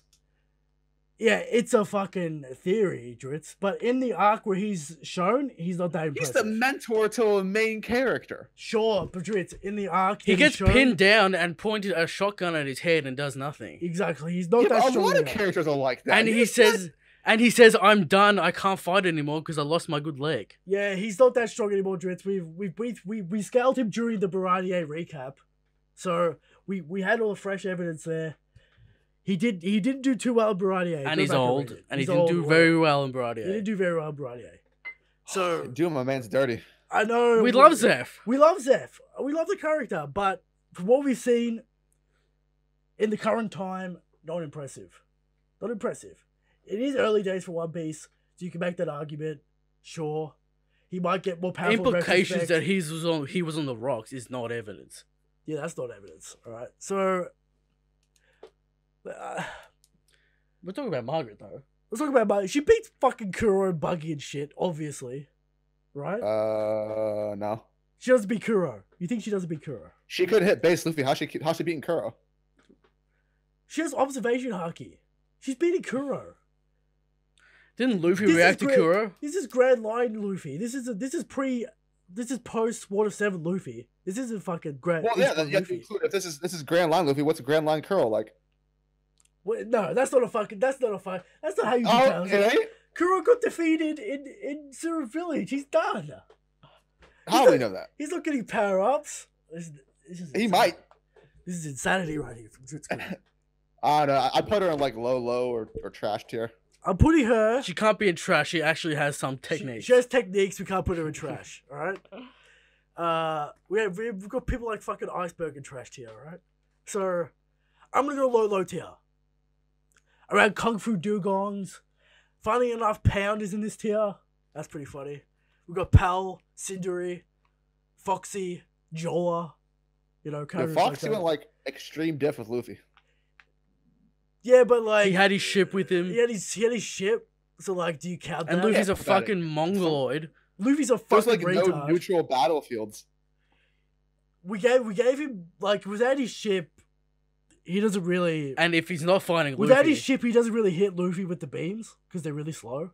You have to acknowledge that as well because he was using mirrors and shit to hit Luffy with that slow beam. So without his ship, he's kind of useless. To be fair. All right, fair enough. Something I see on this list that you guys gotta change is Sentomaru in low mid. What is this? That was before. Sentomaru is confirmed to have armament. That was before Wano. That was before Wano. To be fair. Yeah, we gotta change that then. Yeah, is Drizzt making that out? Are we gonna do that? We'll put Marigold low. Drizzt, talk about Sentomaru. We're talking about Sentomaru because we have new revelations. New revelations. Yeah, I mean, basically confirmed to have advanced armament Haki, which is impressive. Not many people in the series have that. Yeah, it's very rare. Sentomaru was kind of giving hands to Luffy in the pre-time skip. So where are we going with this? How high up are we going? Are we talking about? Are we scraping the low high? I want a bodyguard for. I want to mention that he uses the pacifistas a lot and rarely gets into combat himself. So does that That's say true. anything about him? He's, I mean, he's that's kind of like he's above that kind of thing. Yeah. I'm What- not really sold on the man to be Let's honest. talk about, can he beat characters like, let's say Capone. How does he do against Capone? I mean, Capone's probably among like the weaker supernovas, so I mean, I mean, I'd probably give the edge to Sentomaru. his castle form does block Embrace level hits. I'm just saying It that. didn't block it. Just He it tanked didn't like actually 6. block any of them. He tanked 6, alright? So I mean, most of it was just Big Mom grabbing her hands and literally just pulling it apart. it's still impressive nonetheless for a defensive. I mean, yeah, it's impressive. I agree with that, but it's like How would Capone wasn't the most impressive during Whole Cake Island. Would Sentomaru, how would he fare against Big Fat Locution? I think he would eventually wear him out because it's He's just got advanced armament. I He's get got it. cannons and shit, right? sure. You would eventually outstall him, I would assume. Because like Big Father's really a stalling tactic, right? So like, yeah. What about the German children? What about that? What are we talking about? Can he beat them? What do you think about that, We don't Drizzt? really know how strong they are, so Yeah, it's hard. I mean, what about Sentomaru's one of those weird characters. I would say like maybe like high mid, maybe. so like Don There's Chin somewhere Jiao in level? there. Would you say about Don Chin Jiao? I mean, Johnson Jaw is probably like low mid. You think Luffy did struggle against him a little bit? You gotta give him that. I mean, a little bit. struggle. I mean, I guess. He had to pull out a decent attack against him. He's like Don Chin Jiao. Sure, Luffy struggled more against Don Chin Jiao than Honey Jones. Well, you have Dawson Jaw above Crocodile. That's why. Obviously, Crocodile fucking Alabasta. Obviously. Well, Oh, you got what is Suru? Oh, is this old lady Suru, Yeah. not Wano Suru? Mm. Oh, okay. Old lady Suru. All right. I was gonna say like, what the hell is? The wash no me. How powerful is it? yeah, how bad was the wash no me? No one fucking Probably knows. not that powerful. Push You- Kaido out to dry. Exactly. Who knows? Who knows? Yeah. So we're gonna have to go fucking. We'll move Sentomaru up to high mid because of the new information presented to us. All right, there you go. There Yeah, it high is. mid's pretty fair place, I think. Around Oars, Pika, fucking whatever. There. Yeah. Okay. Who do I want to bring to the table? Who you want to bring to the table? Another random character like Margaret. Because we're getting pretty fit on the list for characters. We did a Monday. That's true. We did Montor. Yes. We did the Crane Brothers. Just going down the list of big mom Uh, family members. Do you want to talk about memes like Randolph? Did we put Brule on the list? We did put Brule on the list. What She's about fucking Diesel? Do you want to garbage. talk about memes like Diesel? Oh, Diesel. All right, we can talk about Diesel. I think he's like Arlong He level. took out a whole island. So did Arlong. It's Alright. not a feat. So did Bobbins. It's also not a feat. All right, taking out Fauna, not a feat. All right, I mean, it removes you from trash tier. it definitely removes you from trash tier. But we also like he's a member of fucking Big Mom's crew. How do you feel about Diesel, Drizzt? He's a trusted member, kind of. Probably like low mid or high low.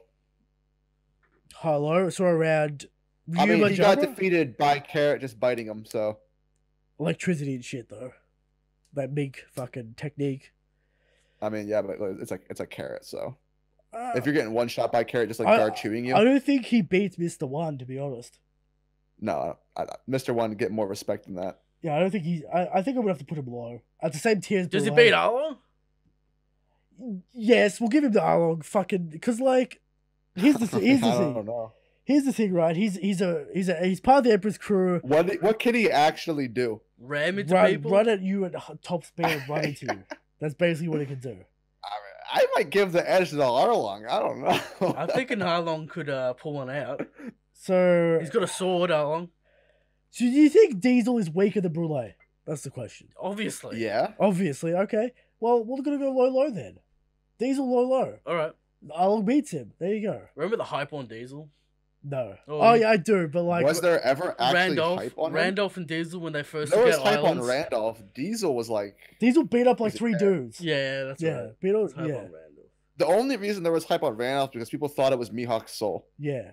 Fuck, I hate the theory community so much. What about when that pumpkin guy turned out to be a child family member but not a homie? Oh my god, That- it's Pedro's homie. That's a pretty good meme. Yeah, that was just kind of weird. I don't know what that was even there for. All right.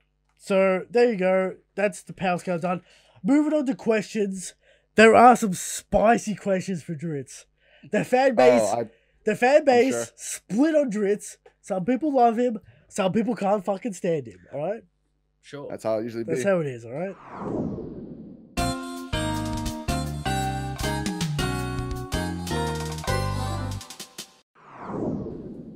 First question from Paragon.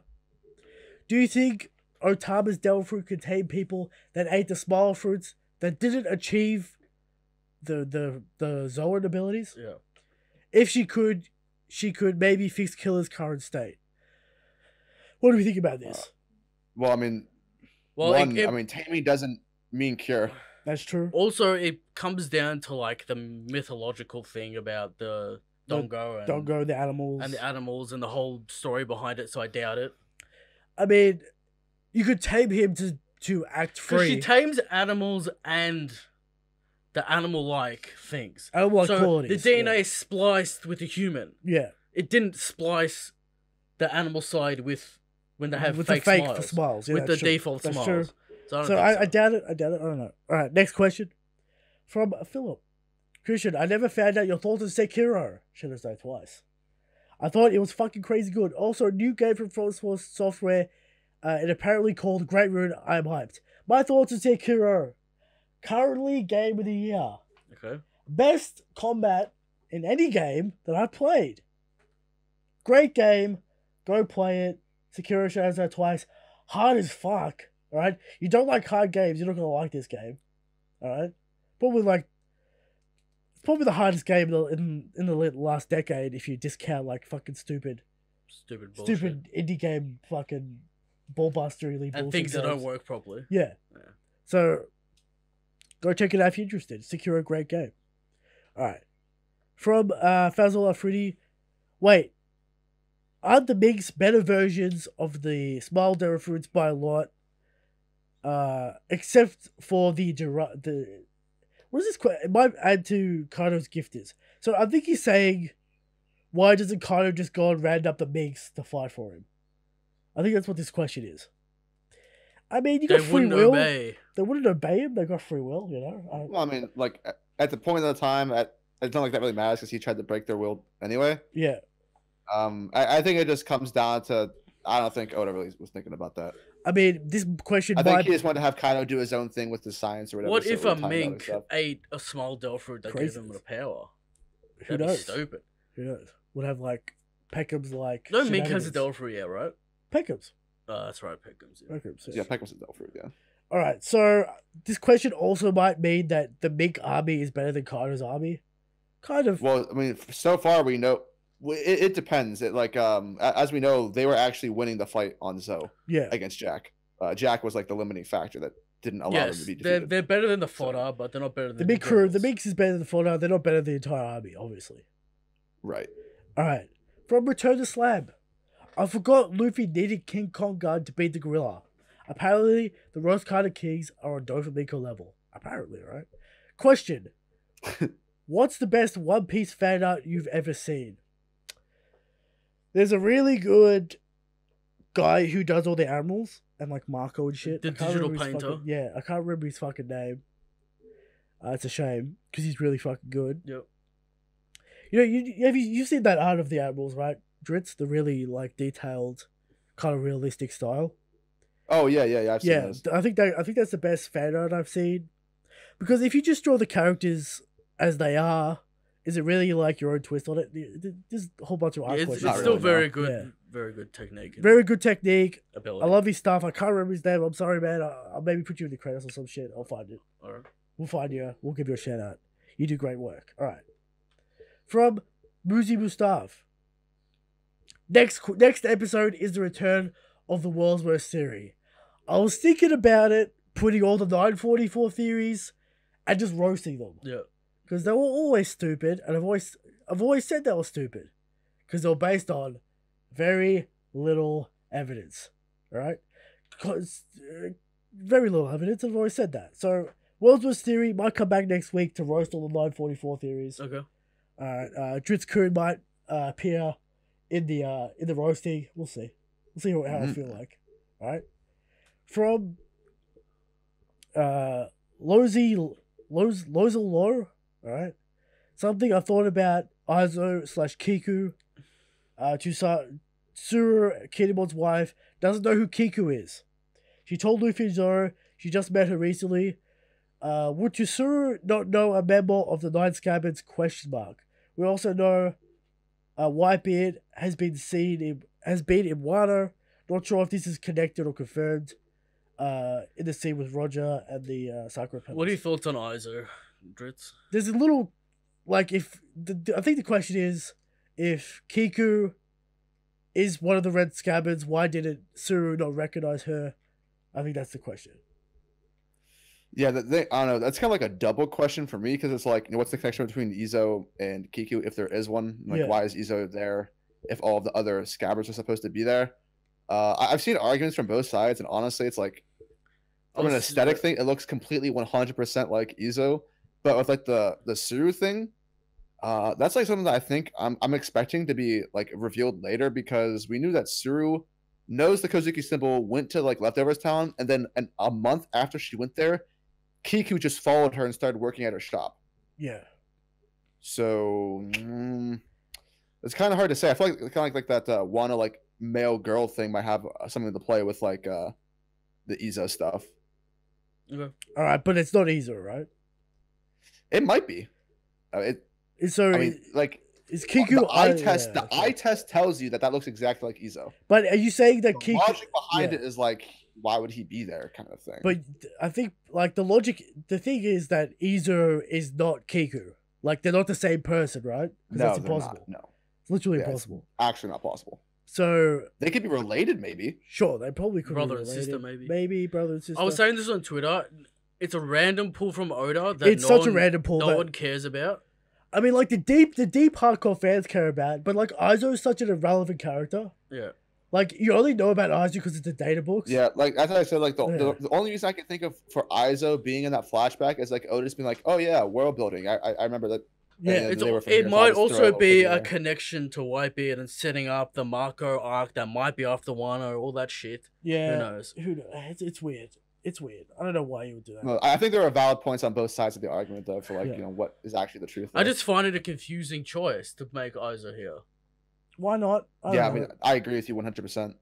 Yeah, it's weird. It's weird. All right, from Mongol Tall. Why are we still here just to suffer? Yes. All right. I'll give him the play. All right. Facts. Beautiful. Facts. All right. We're here to find out what happens at the end of One Piece. That's why we're here. All right. That's why we're here. And we're gonna have to suffer along the way. That's just how it is. All right. From Fernando. Thoughts on how Killer got away? Thoughts on how Killer got the way he did, and do you think the Kid Pirates are even alive? Killer got sacrificed so Kid could have a great character moment, and I think that's a net positive, right? I don't know. I don't know the sequence of events of how this happened. Sure. Was Killer's will broken? Maybe his crew. Who knows? Heat and Wire irrelevant. Right? Heat and Wire were always irrelevant.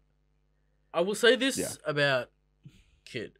Yeah. Before this, people were 100% sure. Kid's crew saved him. They have a plan. Seems like there's no plan. Seems like they're completely disbanded in shambles. Seems like they're completely fucked. Yeah. So we'll see how that plays out. Yeah. So basically, Killer got sacrificed so Kid can have a character moment, which I think is a good thing. We need to build this character. He can't just be an edge master. That's true. I like it. I think it's a good choice by Oda, personally. Okay. We'll see how it plays out, but I think it's a good choice for now. All right. Hakuri Denshao. Question for Drizzt. Drizzt, why did you take part in an irrational underrating of Sanji? All right. Dude fought Virgo after Nami got injured. His body, so he was injured in his body. Then fought Doflamingo. Zoro has yet to face any enemy that's strong yet. You write him like he's proven much post time skip. So wait, so what's the actual question? The question is, why do you underrate Sanji and overrate Zoro? I think that's the question. Well, I don't think I've done either. I don't know if I've underrated Sanji, and I know for a fact I have not overrated Zoro because I've been one of the few people saying that I don't think Zoro's strong. But I think the question is, you would say that Zoro is stronger than Sanji, right? Yeah, that's just like the reason I say that though is the narrative has proven that to be true. I think that's what he's getting at, though. His stance is there's no evidence that Zoro is stronger than Sanji. Yeah. Yes, right, but there's all. Well, actually, I would say there's probably, if you're going by the pre-time skip, there's definite evidence that Zoro is stronger than Sanji. Yeah. If you're going in the post-time skip, you could also argue that there's definite evidence that Zoro should be stronger than Sanji if you think about all of the facts that are combined with that. Yeah. Now, have they both shown what they're fully capable of? No. Has Sanji faced stronger opponents? Obviously. Yeah. But Sanji also hasn't had a good showing from those strong opponents. That's true. And Zoro is obviously, whenever Zoro at least combated Fujitora. Yeah, a little bit of a clash there. True. Yeah. There's a small clash, and it's like, even though Fujitora wasn't trying, the point is that like the portrayal matters. It seems kind of obvious that Oda goes out of his way to like save Zoro whenever he can. Look at this chapter. Look at this chapter. Right. Sanji gets a tiny panel of maybe kicking Drake. Zoro gets a whole sequence. And Zoro gets to basically lead the crew and then have like, like a head-to-head, battle. run up against X person. Although, Sanji did have page 1. I think the thing with there is that we never got to saw what happened with that. Yeah. Which is actually very unfortunate for Sanji fans. I wish that we actually would have been able to see what happened there. Hopefully it's revealed soon. But like the thing is like Sanji and Zoro, it's not a knock against Sanji for me to say that Zoro's stronger than him. Yeah. It's not like a dick measuring contest between I like this character more, so they have to be kind of stronger. Nami's one of my favorite characters, but she's like objectively weak as shit. Yes. Sure. If you say like fighter characters are stronger than Nami, I'm 99% going to agree with you. I mean, she did defeat a fishman in Fishman Island, so that's something, She at least, that is something. She at least has the strength to throw buildings, apparently. So there you go. Okay. Yeah, apparently. So there you but go. yeah, I don't know. It's like the Sanji thing. It's like I mean, I can understand like where he's coming from, honestly. Yeah. Because like a lot of Sanji fans get done dirty. That's but true. At the end of the day, I'm kind of looking more from the narrative perspective. I think Sanji's actually been done dirty by Oda a lot. Yeah. Yeah. I would say intentionally. Like even during just look at like who they got to teach them during the pre-time skip. There's no evidence that Sanji even got taught by Ivankov because he had to defeat the 99 Masters first. Yeah. But Zoro and Sanji, Zoro and Luffy, they get right hand man to the Pirate King and then the world's current strongest swordsman. Yeah, they got legendary people. Oda loves maiming Sanji. He does love maiming Sanji. I mean, he really does, and it's not something you can ignore. It's not like that's just like us trying to like justify that whole training arc was a meme for him. Right, it wasn't really. It was not even serious. Yeah. And you even look at like what Sanji wanted to get out of that training arc. Sanji was like, I want to learn how to cook. Yeah. I don't know, like just because Sanji's weaker than Zoro doesn't mean he's weak as shit. All right, people right? Yeah, Sanji's still relatively strong. It's just like, as we said, this is when I was talking to Christian in my stream a few weeks ago. It's like, what's going to be the character incentive for Strongly to reach X height as far as strength goes? Because it's not present within him right now, where it is with Luffy and Zoro. Exactly. All right. Next question from Shaggy Howard. Killer's behavior seems more severe than just mild devil fruit side effects. Why was he doing the bidding of Orochi, and why is he not responding to Kid's questioning? I think his will was broken, he was tortured, and he's kind of brainwashed. That's my takeaway from this chapter. I agree with that. Yeah, that's my take. What do you reckon, Eric? Sure. All right. From Danielle, real talk. How did anyone even believe something that's crazy would happen in 944? Like, it's from a color page. How did this theory get so big? Big YouTubers promoted it. That's how. Always been big. Yeah, that's true. Well, if you make a theory, people like mystery. If you make a theory called Zoro is going to die, people are gonna watch it. That's basically right. It's interesting. It's also just it's interesting. Yeah, it's interesting. People like the idea because it creates drama. That's like the real thing. Basically, it's like it's the same appeal as a conspiracy theory. Yeah, I was gonna say. Right. Yeah. Exactly. There's no base evidence. It's just interesting. People want to know the secrets before other people. Yeah, it's basically a conspiracy theory. Yeah. So yeah, that's how it got so big. From Repack, what do you think will happen with the CP0, and will we see them anytime soon? Will we actually assist in the upcoming battle, or just stay on the sidelines until the dust clears? I think both options are valid. I think I've said this 1,000 times. Yeah. They're going to bring the warship in full of Navy soldiers Trojan horse style. Kizaru coming in? Greenbull? Anyone you like. Sure. Garp. To break up the rocks again. Sure. Foreshadowed, some would say. Yeah. I think, well, we know CP0 have an in. Will they be unmasked? Are they heat and wire? Sure, that's crazy. Oh. That's a crazy reveal. Is it Drake? Is it Drake? That's a crazy reveal. Alright. Alright, so yeah, I think CP0 have an in for this arc, but they also had an in for Whole Cake Island and nothing really was achieved there. So they have an in. True. They have an in here. Will they use it? We'll see. Okay. I mean, the world government should do something about this situation. The reverie it's on the last day of the reverie, isn't it? It is the last day of the reverie today. Okay. Like in current time. Is it still really? Yeah, it's the last day of the reverie. Yeah. Oh wow. Okay. So we'll maybe see what happens at the end of that. Conveniently, Act 2 is about to end on the last day of reverie. Oh, what was going to happen after Act 2? Who would have thought that? Yeah. All right, next question from Striker Virus. Usopp and Nami talked of torture some chapters back. Do you think that foreshadowing a Straw Hat being tortured and forced to fed a smile is possible, much like Killer? Straw Hats will never be broken. We saw a torture scene in Whole Cake Island with Nami. She was not touched. Wasn't even torture because it didn't get to happen yet. Exactly, she was not touched. But she wouldn't rat out Lola. She would rat her out. That's true. Usopp and Nami are not going to rat people out. We know that's true. All right, but Oda will never show Nami getting tortured. Not going to happen. The freaks would love it. Unfortunately. I mean, we could talk about that. That would be a great scene. I would love it. Showing Nami's determination in real stakes. Real stakes. Yes, right. Also, just like it's also just like a nice reminder that you could say Oda's like, yeah, I'm not afraid to hurt my women just because they're cute. Yeah. Because it's very obvious that Oda does do that. I wouldn't mind it, but hey man, she got stabbed in the foot early. And like I know why he's asking that question. I know Morge made a theory about Usopp being yeah, I've seen tortured. That theory. Usopp being tortured, it's possible. Usopp gets tortured every arc.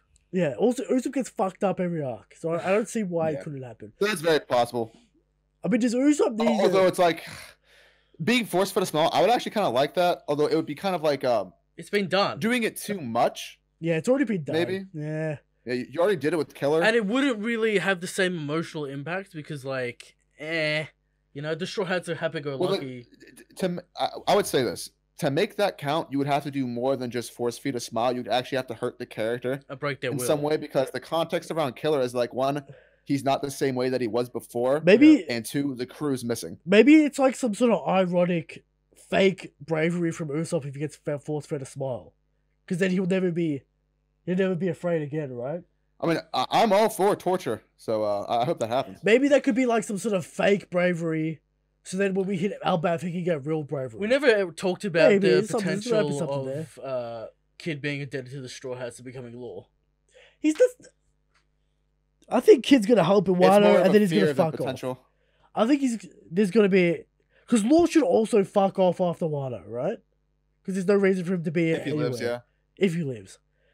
Kid should go away after Wano, right? Like Capone. Like Capone, but more like he should be on the seas... be around for the final war, maybe be involved in that. I don't like this. Like, he's not going to be a Grand Fleet member. That's not Kid's style. He would never bow to anyone. We saw that with Kaido. He would never bow down to Luffy, no matter what happened. So, like, Law technically didn't bow down to Luffy, but he is acting kind of like a bitch. But he didn't bow down to Luffy, being like, "I'll be under your banner." Like, even Law wouldn't do that. So I don't think Kid's going to do it, to be honest. I don't see Kid doing that at all. Alright. Next question. Lord Zarko. How come Zoro is much stronger than Killer? He basically got one shot. We talked about this. Because Kid's crew is trash. We basically don't put too much stock into this. Yeah, it's fine. It's fine. You can make the arguments, sure, but you know, there's too many asterisks there, right? Also, what's Killer's endgame here? Who's he going to fight? What's he going to do in the arc? If he's as strong as Zoro, you know, maybe a Killer and Zoro team up against King, who knows? Right? That could be cool. Maybe, I don't know. It's kind of like...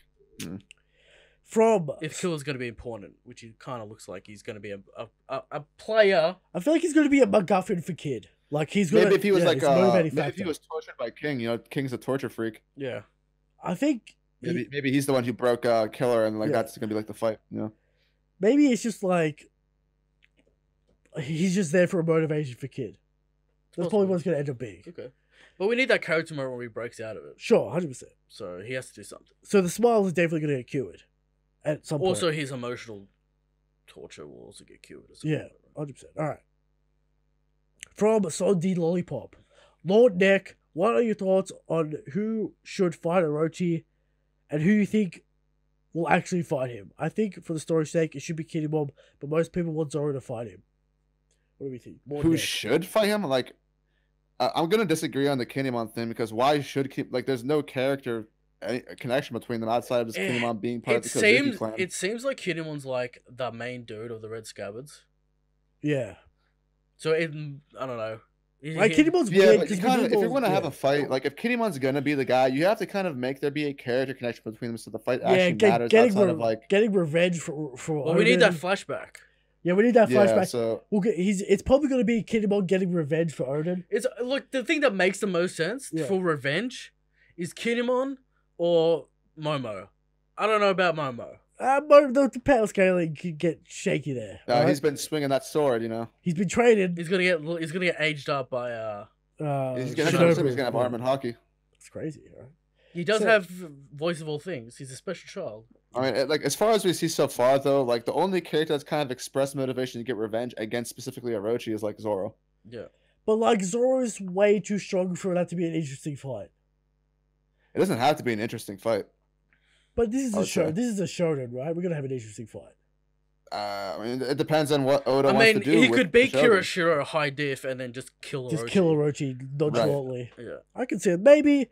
I think it's more. But you know how Oda likes to do those emotional hits after the final blow. Yeah, the final blow. Kinemon's like remembering Odin dying, and he's like, "I'm gonna do it." Yeah, I think it's more likely to be Kinemon, but we'll get that flashback. It will all make sense, I'm sure. I mean, he's got a fire sword. He's fighting a Hydra. Kind of makes sense. Yeah, we talked about that. All right. So, Earthreal 14 for the RFP. What do you think Orochi's relationship with Kaido is like? How do you think he even managed to get a Yonko on his side? That's a good point. We'll find out. I think he doesn't take Orochi seriously at all. He's just like, man, Orochi. I think whatever. they're good drinking partners. Sure. I think they have a good time together. Orochi likes to party. That's true. Was there some kind of natural treasure? Does it link back to the City of Gold? Did he promise him that? Did he promise him the ability to make smiles? I don't know if that really makes sense. I don't think that makes sense with the timeline. 20 years ago. He had to offer him something. Wano's heralded as this great country with strong warriors. Sure. So Kaido would be interested. Sure. But I don't know why he keeps Orochi around. He can't easy to control. He can't be fucked. He can't be fucked ruling a country, so he just lets Orochi do it. I guess that's fair. He's too busy drinking, you know? Can't be fucked. Alright. For Drizzt. Cinema Sins was supposed to be a comedy channel, not an instruction manual. That's a roast. That's a roast on Drizzt. Do you even know what that means? Do not compare me to CinemaSins, please. That's a roast. Drizzt's not amused by that comment. CinemaSins doesn't actually I don't know. CinemaSins doesn't actually do critiques. Yeah, as you said, it's a comedy channel, right? Right. Yeah. They point out flaws. They point out minute flaws that don't mean anything. Because I point out good flaws. Yeah. That means something, apparently. Actually, they don't even really point out flaws, really. They just point out weird shit. That's like, this happened, and it's bad for some reason. I would say I'm like a knockoff version of Mauler, or like Ideas of Ice and Fire or something. Okay. Alright. I don't know who those are, but I'll take your word. Alright. From Killer. What do you think of the scenario where Zoro gets fed Smile and there's a real Zoro versus Luffy fight? Or that be too many right-hand men in a Smile. This guy's confused about what Smile does. Sure, it doesn't make you evil or like deranged. You just lose the ability to express sadness. You don't lose the ability to feel sadness. Sure. It's a weird question. I don't think that's going to happen anyway. Look, we already have Killer. We're not doing this a second time. There's no point doing. I mean, we said that with Big Mom and a Rampage, right? What's happening? Yeah, but why have two plot points parallel to each other? That's true. In the same arc. And we also have the entire town of Ebisu to cure as well. Yes. So we're already invested and in Otoko. Sure, I know Otoko. That release of sadness would be very impactful. Snot flying everywhere, tears, all that kind of stuff. All right, Calvin T. Will we get Zoro fighting Kirishiro and Sanji fighting Drake next week, or will Oda decide the whole chapter on the adventures of Big Meme? I think it might be a 50-50 split. We never did predictions. It doesn't fucking matter, right? Okay. I think it's going to be a 50-50 split, like it was this week. But we'll start with Big Mom and then we'll move back over. Because we're ending the we're ending the act. I think they'll escape. There might be a little bit more of a skirmish. They already have the body. They should probably leave. They should bail. Man, if they show that there's already like escaped, that would be so disappointing. Well, they're going to escape. I think there's a little bit more of a skirmish going on there, and then they'll escape. Maybe Law turns up, gets his crew. How about that? Yeah, Law's still got to come up at some point. He's probably hiding. That still has to happen. I'll give you that. All right. Yeah. All right. Next question from Jeremy Thompson. Why does Oda off-screen fights and cut from fights? Because he doesn't give a fuck. That's why. That's basically it. Oda's like, I'm done with these fights. All right. I got plot points to get to. I'm a busy man. I've got to write movies. I've got to do other shit. I'm not that young anymore. I'm gonna do it. It's what it is. It is what it is, basically. It's also that. It's also never been Oda's talent. Okay. Okay, yeah. So that's the one thing you could say that's probably like an objective thing about One Piece. Compare that to other shonens. The fights are not what keep you around. Sure. I think the choreography can be said, but the emotional impact's there, right? Yeah. Well, it depends on the fight, but yeah. Yeah. It's not like JoJo where there's literally 14 fights in an arc. Yeah. Right? One Piece not necessarily about Drizzt, you got to get on JoJo. Just start off. Honestly, like that's one of the things I've actually been really considering because like I just like randomly watch YouTube clips sometimes. It looks so funny to me, man. It's funny. I've been laughing my ass off. It's hype. It's great. You might get a little annoyed about Araki doing some things that might contradict each other, but you know you're along for the ride. All right, you should definitely get on JoJo because Part 7, goddamn masterpiece. Okay, all right, I've said this. How many episodes of JoJo are there? Season 1, there's 30. Season 2, 30. Season 4, 40. Season 5, 30. So it's about 300. Yeah, about 100. No, about 150. Oh, that it? Yeah, about 200, 150 or something. I thought there were like 7 or 8 parts. I don't know, like 30 episodes each. Yeah. It's like 5 chapters per episode because it's good pacing. And they're only up to page. They're only up to because JoJo started in the 80s and the anime started coming out in like 2011. So like it's been catching up via the anime. What genre is JoJo? It started in Shonen Jump, but Part 7 moved to Seinen, which is why it's a masterpiece. Seinen. But it's very bloody and gory, even though it's a shonen. So it's a shonen, but then it moves over to Seinen, which is Part 7 and 8. Like kind of like that. Which is why Part 7 and 8 are considered to be the best parts, because Araki gets the freedom. But they're doing what's considered the worst part? 2, not 2. Some people say 1. I think it's definitive 1. 2's decent. Some people 2's a great art. 1. It's 1 because it's the start of this. It's old basically because it started in the 80s. It's old. So that's why I know it's really, really old. One's probably the worst part. 4. People don't like 4. People don't like 4, but 4's great. They're all great. All right, 1's probably the worst arc. I'm not going to do a JoJo definitive ranking on a 1. Which is the one that Jotaro and Dio are in? 3, which is iconic. Not the best arc. All right, people say it's the best arc are wrong. It's iconic. All right. 5's pretty fucking good. 5's pretty fucking good. 6 is good, but it's got problems. 7's a fucking masterpiece. 8 yet to be finished. I'm not going to comment on 8. Okay. All right, but it's got great character moments and things like that. All right, so watch JoJo out there. Watch the JoJo show, the show we do as well. All right. They're animating Part 5 at the moment, Drizzt, so you might want to jump on after that. if you want. I know that part 3 that has a fire opening. Yeah, it's they all have they're all the openings. All the openings are straight. You know the memes as well. Yeah, I'm sure. Yeah, the memes are really good. Like those are some dedicated fans. Well, there's new memes every week. Of course. All right. So let's move on to our next question. All right. From Bindle, for Drizzt, is Oda the biggest hack writer in fictional history? No.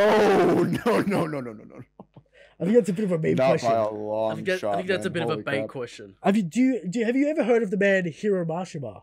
All right, he's the worst mangaka. You haven't to read be that honest, entire man, history. there are you could go through dozens and dozens of lists of bad mangaka. As I said before, this all depends on what standard you're holding people to. Yeah, exactly. So. Like Oda's the best guy in Jump currently. I don't think that's a fucking argument. Who's using? Isn't I mean I don't really know what's in Jump, Bryce. I can't really comment on that. All right, we got Black Clover. I've been hearing great things about Black Clover. Seems like I've heard that Black Clover right now, The Promised Neverlands, and My Hero are all kind of just like doing really well. Apparently, My Hero's fallen apart at the seams. I've heard it's getting like really good. Nah, people. Is it falling apart? He's changing the battle system on the fly. Oh, really? He's changing the continuity that bad? Yeah, like now quirks apparently can evolve and mutate. Well, don't spoil it. Come on. I mean, whatever. Who cares? Let's spoil it for the people. People won't read if they read it. Promised Neverland. Whatever. Like Promised Neverland has like one good arc, and the main character now has 17 abilities. Oh, you go back to My Hero. Okay. We can talk about My Hero after you stop recording. I got some questions. Sure. All right. Eric hasn't read it, so I don't know what fucking questions. I know all the hot takes. He knows all the hot takes. That's all you need to know. Black Clover, Dark Horse. I should probably get around to it at some point. What's that Jujutsu? Whatever it's called, Kaisen or whatever. Isn't that supposed to be like amazing or something? Is that Shonen Jump? I think that's Shonen Jump, but we don't get it in English. It's hard to really fucking. It's hard to know what's. Yeah, I've heard there aren't that many translators for it, but I've heard that's like people really like it. Fucking My Hero. It's okay, right? It's not going to reach the greatness of One Piece. We can say that. We can say that definitely. Yeah, you can book that. Although in the US, they'll probably be liked more than One Piece. Sure, because of the anime, because of the theme. Yeah, because action figures hitting each other is pretty cool. Yeah. So basically, in the grand scheme of mangaka, Oda's pretty top. Oda's like basically pretty around the top. I'll say he's around the top. Right. Am I saying Araki's better? I might be saying that. That's a hot take for some people. Okay. There is a fair problem. JoJo writer, but you know, he invented anime. One would say. That's true. He did invent all the tropes. So there we go. Oda, not even close to the biggest hack writer in fictional history. Right. Not even close. Right. Not even close. Let's calm down. All right. Let's calm. I think he's just trying to bait him. 100%. That's a bait question. Yeah, for sure. From Young Obama, for the Red Force podcast guys, why did Zoro get knocked out by a man with a smile through it, making him laugh non-stop? Because, also beaten by Orochi/Kano not using his own weapons. Again, both people had asterisks. Yes, Zoro got one shot. Yes, Killer got one shot. I think Zoro comes out of that looking better in that situation. There are asterisks. It doesn't really change anything as far as I'm concerned. I think most people are going to realize that was just mainly done for the sake of the plot. Yeah, sure. All right. Next question. For Drizzt, why don't you read the greatest that is Boruto? I've actually... Was that from Young? Yeah. I fucking knew it. Young Obama. Yo, that's my boy Young Obama. Yo, yeah, I love that man so much. I've actually read some of Boruto. I read it and I came after Naruto. I read like the first 8 chapters and they were bad, man. Side question: have you read Samurai 8 yet? No, I haven't. I've heard like mixed opinions about it. I've heard some people saying like it's starting off really good. I've heard some people like Laz on Twitter is basically just shaming it. I mean, I've read like the plot synopsis. I mean, it's 3 chapters. So. It's 3 chapters, Drizzt. You can spend. Yeah, I can't really like judge it because like here's the one thing. Kishimoto is not a good writer, but I think that everyone has the capability of learning from their past mistakes. So I'm not going to condemn the series because of his past mistakes with Naruto. I'm going to give it a chance. I have a few problems with the art style because it's basically Naruto End War art style, which is fucking awful, and you can't see anything happening. Art style problems. It's just too much white. I can't tell what's going on. Use some fucking tone, please. Okay. You know at the end of Naruto how everything was white, the ground was white. There's like just a black sky. You can't see anything happening. It's annoying. The plot, it's the same sap story nonsense that Naruto was. Maybe that's Kishimoto's theme that he likes to play around with. What I heard is I heard people calling it a ripoff of One Piece. Like there's like a Gold Roger character who hid the One Piece somewhere, and the character's got to go find the One Piece. That's a massive stretch because it's basically just the hero's journey. It's a stretch. Yeah, I heard that's what people were saying. I don't really know how. Basically, is take out the 8 MacGuffins to get the ultimate MacGuffin. Okay. Which is like, okay, it's a story. It's a fucking One Piece, alright? Find the 8 orbs to unlock the boss. Pretty much. Yeah, I don't know how well that's gonna play off as like a long-term story. I don't know how long he plans on it being. Well, yeah, like we have the 8 bosses. We're gonna take out the 8 bosses. Yeah, those kind of series usually don't pan out well, but we'll see how it goes. I'll give the man some credit. It's okay right now. I'm not gonna judge it too harshly. I just don't like the art. That's my one complaint. And it's got weird like cyberpunk, liquid metal technology in it, and it's really hard to discern through the panels because it's all these morphing, forming objects. It's really hard to discern what's going on sometimes. But like, yeah, it's okay right now. I don't really care. Give it some time. Like the main character is so lame to me. It's hard to care. It's some fucking nerd kid that's a cripple and he's sad and that he gets a super power up and now he's a weapon. So yeah, pretty generic, right? It's generic. He's young, so I don't really care. Like, I don't want to see 12-year-olds run around again. I'm fucking 23 years old. I don't want to see 12-year-olds run around claiming that they're going to win. You are reading Shonen Jump. I know I'm reading One Piece, but that's a long-term investment. I'm not really going to get involved in another 12-year-old running around. Okay. So, there it is. Samurai 8. We'll see how it goes. There you go. And Kishimoto doesn't know how to do character designs. I'm sorry. He's never done a cool character design in his life. Right? You don't think Itachi or Pain was cool? Here's the thing. I don't like nail polish. Right? And I don't like the stupid... Okay, so yeah. Dude, I don't like I think you're totally wrong here. Naruto had some pretty decent character designs. And I don't like the way he draws bottom-heavy characters. Everyone is bottom-heavy. Everyone. Their waist is always bigger than their shoulder width, and it pisses me off. Right? Okay. That's what I have to say about Kishimoto. What about the ninja shoes? You don't like those either? And I fucking hate the ninja shoes. Okay. They don't make any sense. I feel like many authors don't really do shoes that well. Isn't that something like people like roast My Hero for as Deku shoes or something? No, but like the choice to remove the toes. To show the toes. It's a really weird aesthetic choice that makes no sense. Like, how does that give a tactical advantage? We're getting really specific about Naruto, right? We're getting really specific, all right? Let's just move on to the next question. From Sir Ulrich, or is that how you pronounce it? My boy. Your boy? Yeah, that's yours. All right. For both parties, did Sanji block, kick, or use Drake as a springboard to get away? I think the last option there, it doesn't really look like an attack to me. Like, I've said it before in the chapter. What do you guys think? An attack? Whatever. I say attack. Okay. Let's go. I say it was like a retaliation. I don't think Sanji was really trying. Let's go all three. All right. All three. It was both an attack, block, and he jumped off. Yes, there you go. All three could he be wasn't true. really blocking anything. Whatever. Blocking his advances towards He's blocking Toko. the side of his face, I guess so. I don't know. Yeah. Next question. His bite. For both parties, again, there's a theory that Kirishiro's plans to betray Orochi and become the Shogun. What are your thoughts on this theory? I think it's plausible that he's a third party, Littlefinger type character. I think it's plausible. Okay.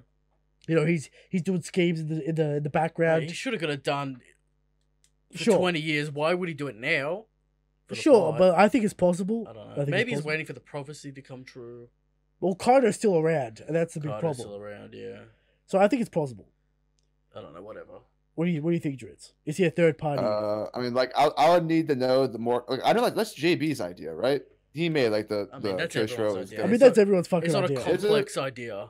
Yeah, I don't know. For me, I don't think it's the case at all. I mean, is it plausible? Yeah, but I feel like a lot of the context surrounding it kind of makes like the entire Shogun plot kind of redundant to begin with. Yeah, there's so much going around. To have him be aiming to be the Shogun here, it's like it needs a little bit more context before me to be like, yeah, okay. We need to understand the relationship. Basically, I think whoever becomes a Shogun after Wano, Kirishiro will follow them because he's like. Oh, is this for like a Shogun after Wano or like? No, Wano? I'm just putting that in there.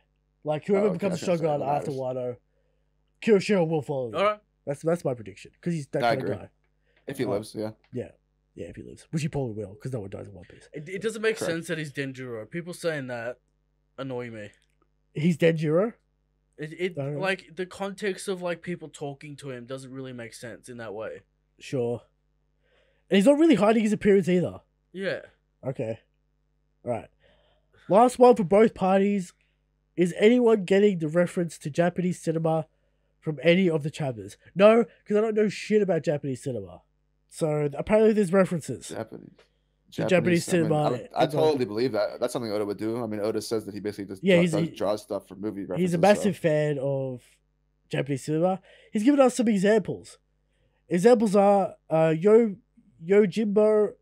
from a Ronin pitting two rival gangs against each other. Enjoy Christian reading Japanese. To free a village throne. That sounds awful. Blood. You know, I'm trying over here, all right? You are not trying at all. All right, I can barely read English. I'm trying with Japanese, all right? All right. Continue. From Sai. What is Drake's beef with Sanji? I mean, he got away from him. He maybe defeated page 1.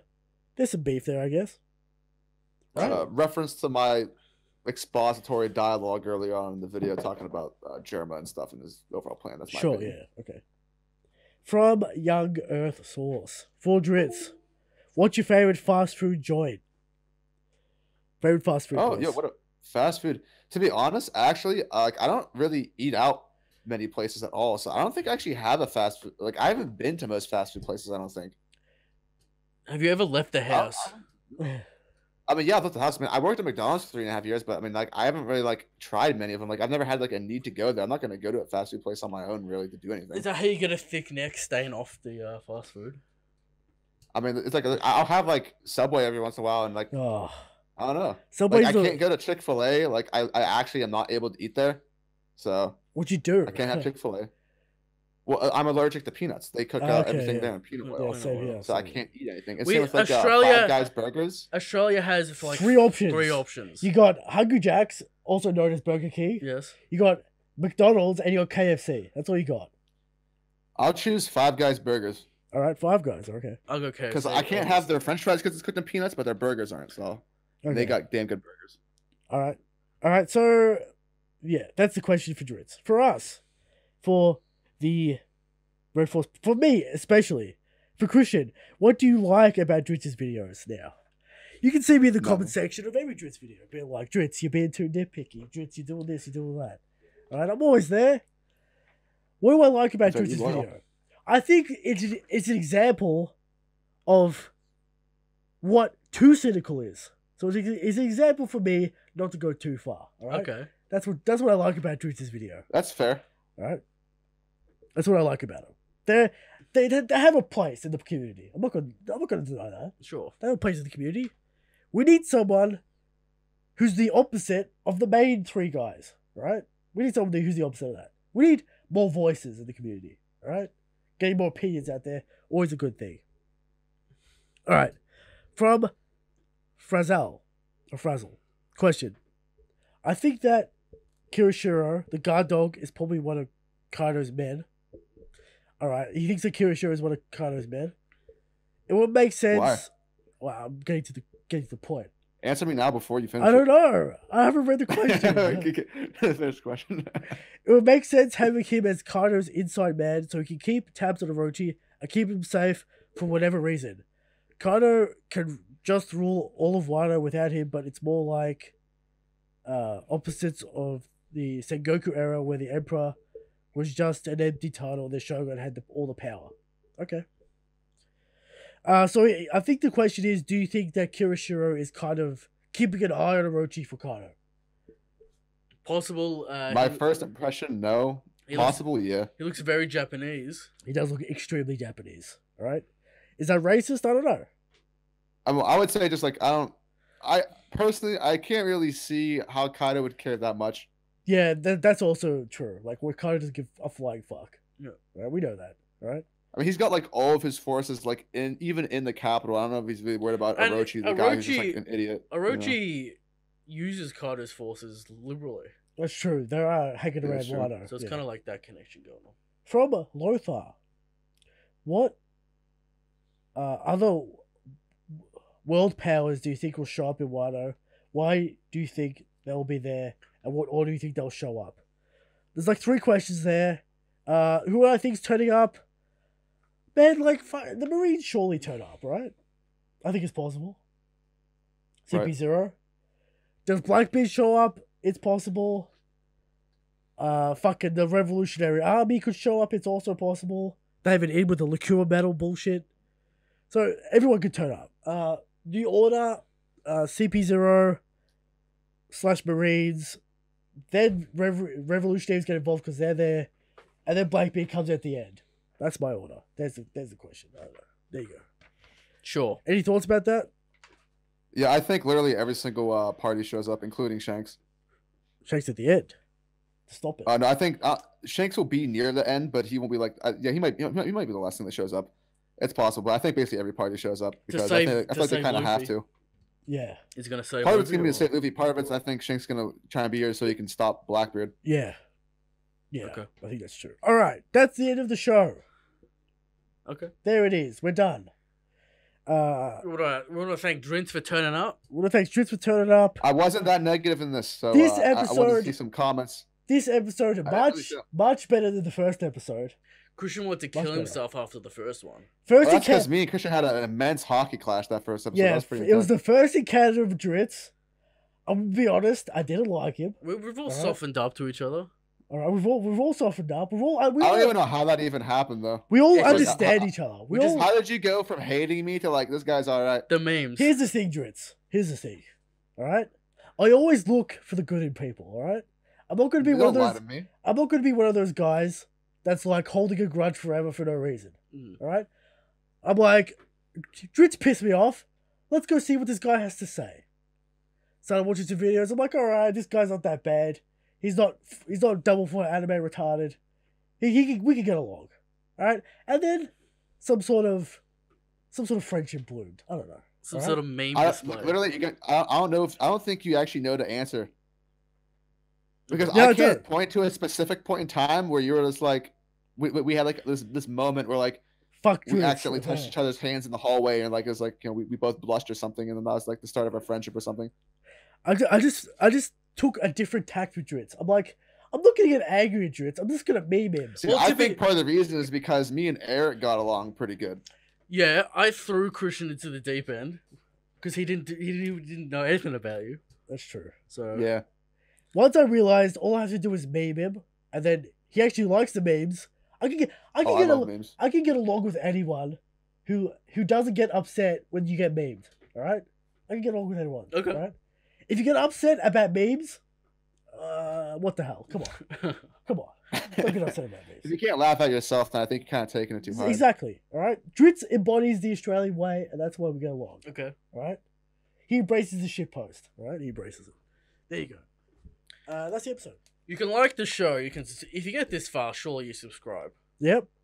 Go sub to Drizzt and get your weekly dose of salt. Drizzt the theorist and vinegar. That's right. Yeah. It's always good to have a different perspective. You don't get angry at his take. Just absorb the take, all right? And throw it against your own idea and see who wins. That's right. It's all about thinking about stuff. Exactly. You can like the show, rate, review on iTunes and SoundCloud. True. Patreon shit. Go buy the merch. Go buy the show, whatever, yeah. JoJo show. Design Wars, please watch it, or I'm going to have to cancel it. That's how it's going to be. Okay. I have to scare you into watching it now. That's where we're at. They don't know what it is, so I don't know how you're scaring them into watching it. Watch it, or it's going away. You can catch Drizzt on Brago's channel sometimes. Sure. You can catch him on Twitter, memeing. Are you a permanent member of the Grove? I think I'm gonna be on the next one too. What is that? So I don't know. What is a Grove even about? It's a lifestyle podcast. It's like IRL talking about topic stuff. Yeah. My favorite part is when we're talking. I'm supposed to, actually the next Grove supposedly. Yeah. I'm supposed to give my backstory. So if you're interested in my backstory, because like there was a comment in the Grove asking us what our biggest regrets were in our life or something we regretted, and I said spoilers or something like you're ashamed of. I said I'm ashamed that I was a bad son and a bad brother, and so they want me to explain that. Spoilers. It's a sad backstory for Drizzt. Of course, the edgiest, saltiest man has a sad backstory. Of course. I'm like Carter Curry. Yeah. All right. Yeah. So you will evolve into a man. You will evolve into a great man at some point. Who knows? Who knows? All right, we'll see. All right. He needs someone like Luffy to beat his head in. All right, that's what he needs. Show him the way. All right, there you go. Shanks is God King. That's right. Good night. Good night.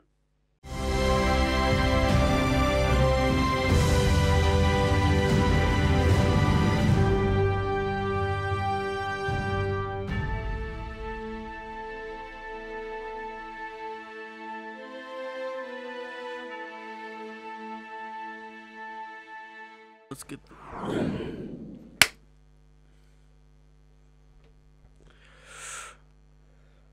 Did you write up that like 12-page script, Christian? He brought you back. Still do that, or did you guys kind of realize you didn't need to do that? We got questions from people and shit, so we have to write it down. It's about 4 pages. Yeah, he didn't do the Drake. He didn't do the Hawkins tarot cards this time. Oh yeah. Fucking. I'm gonna bring it back. Anyway, let me start this show, huh?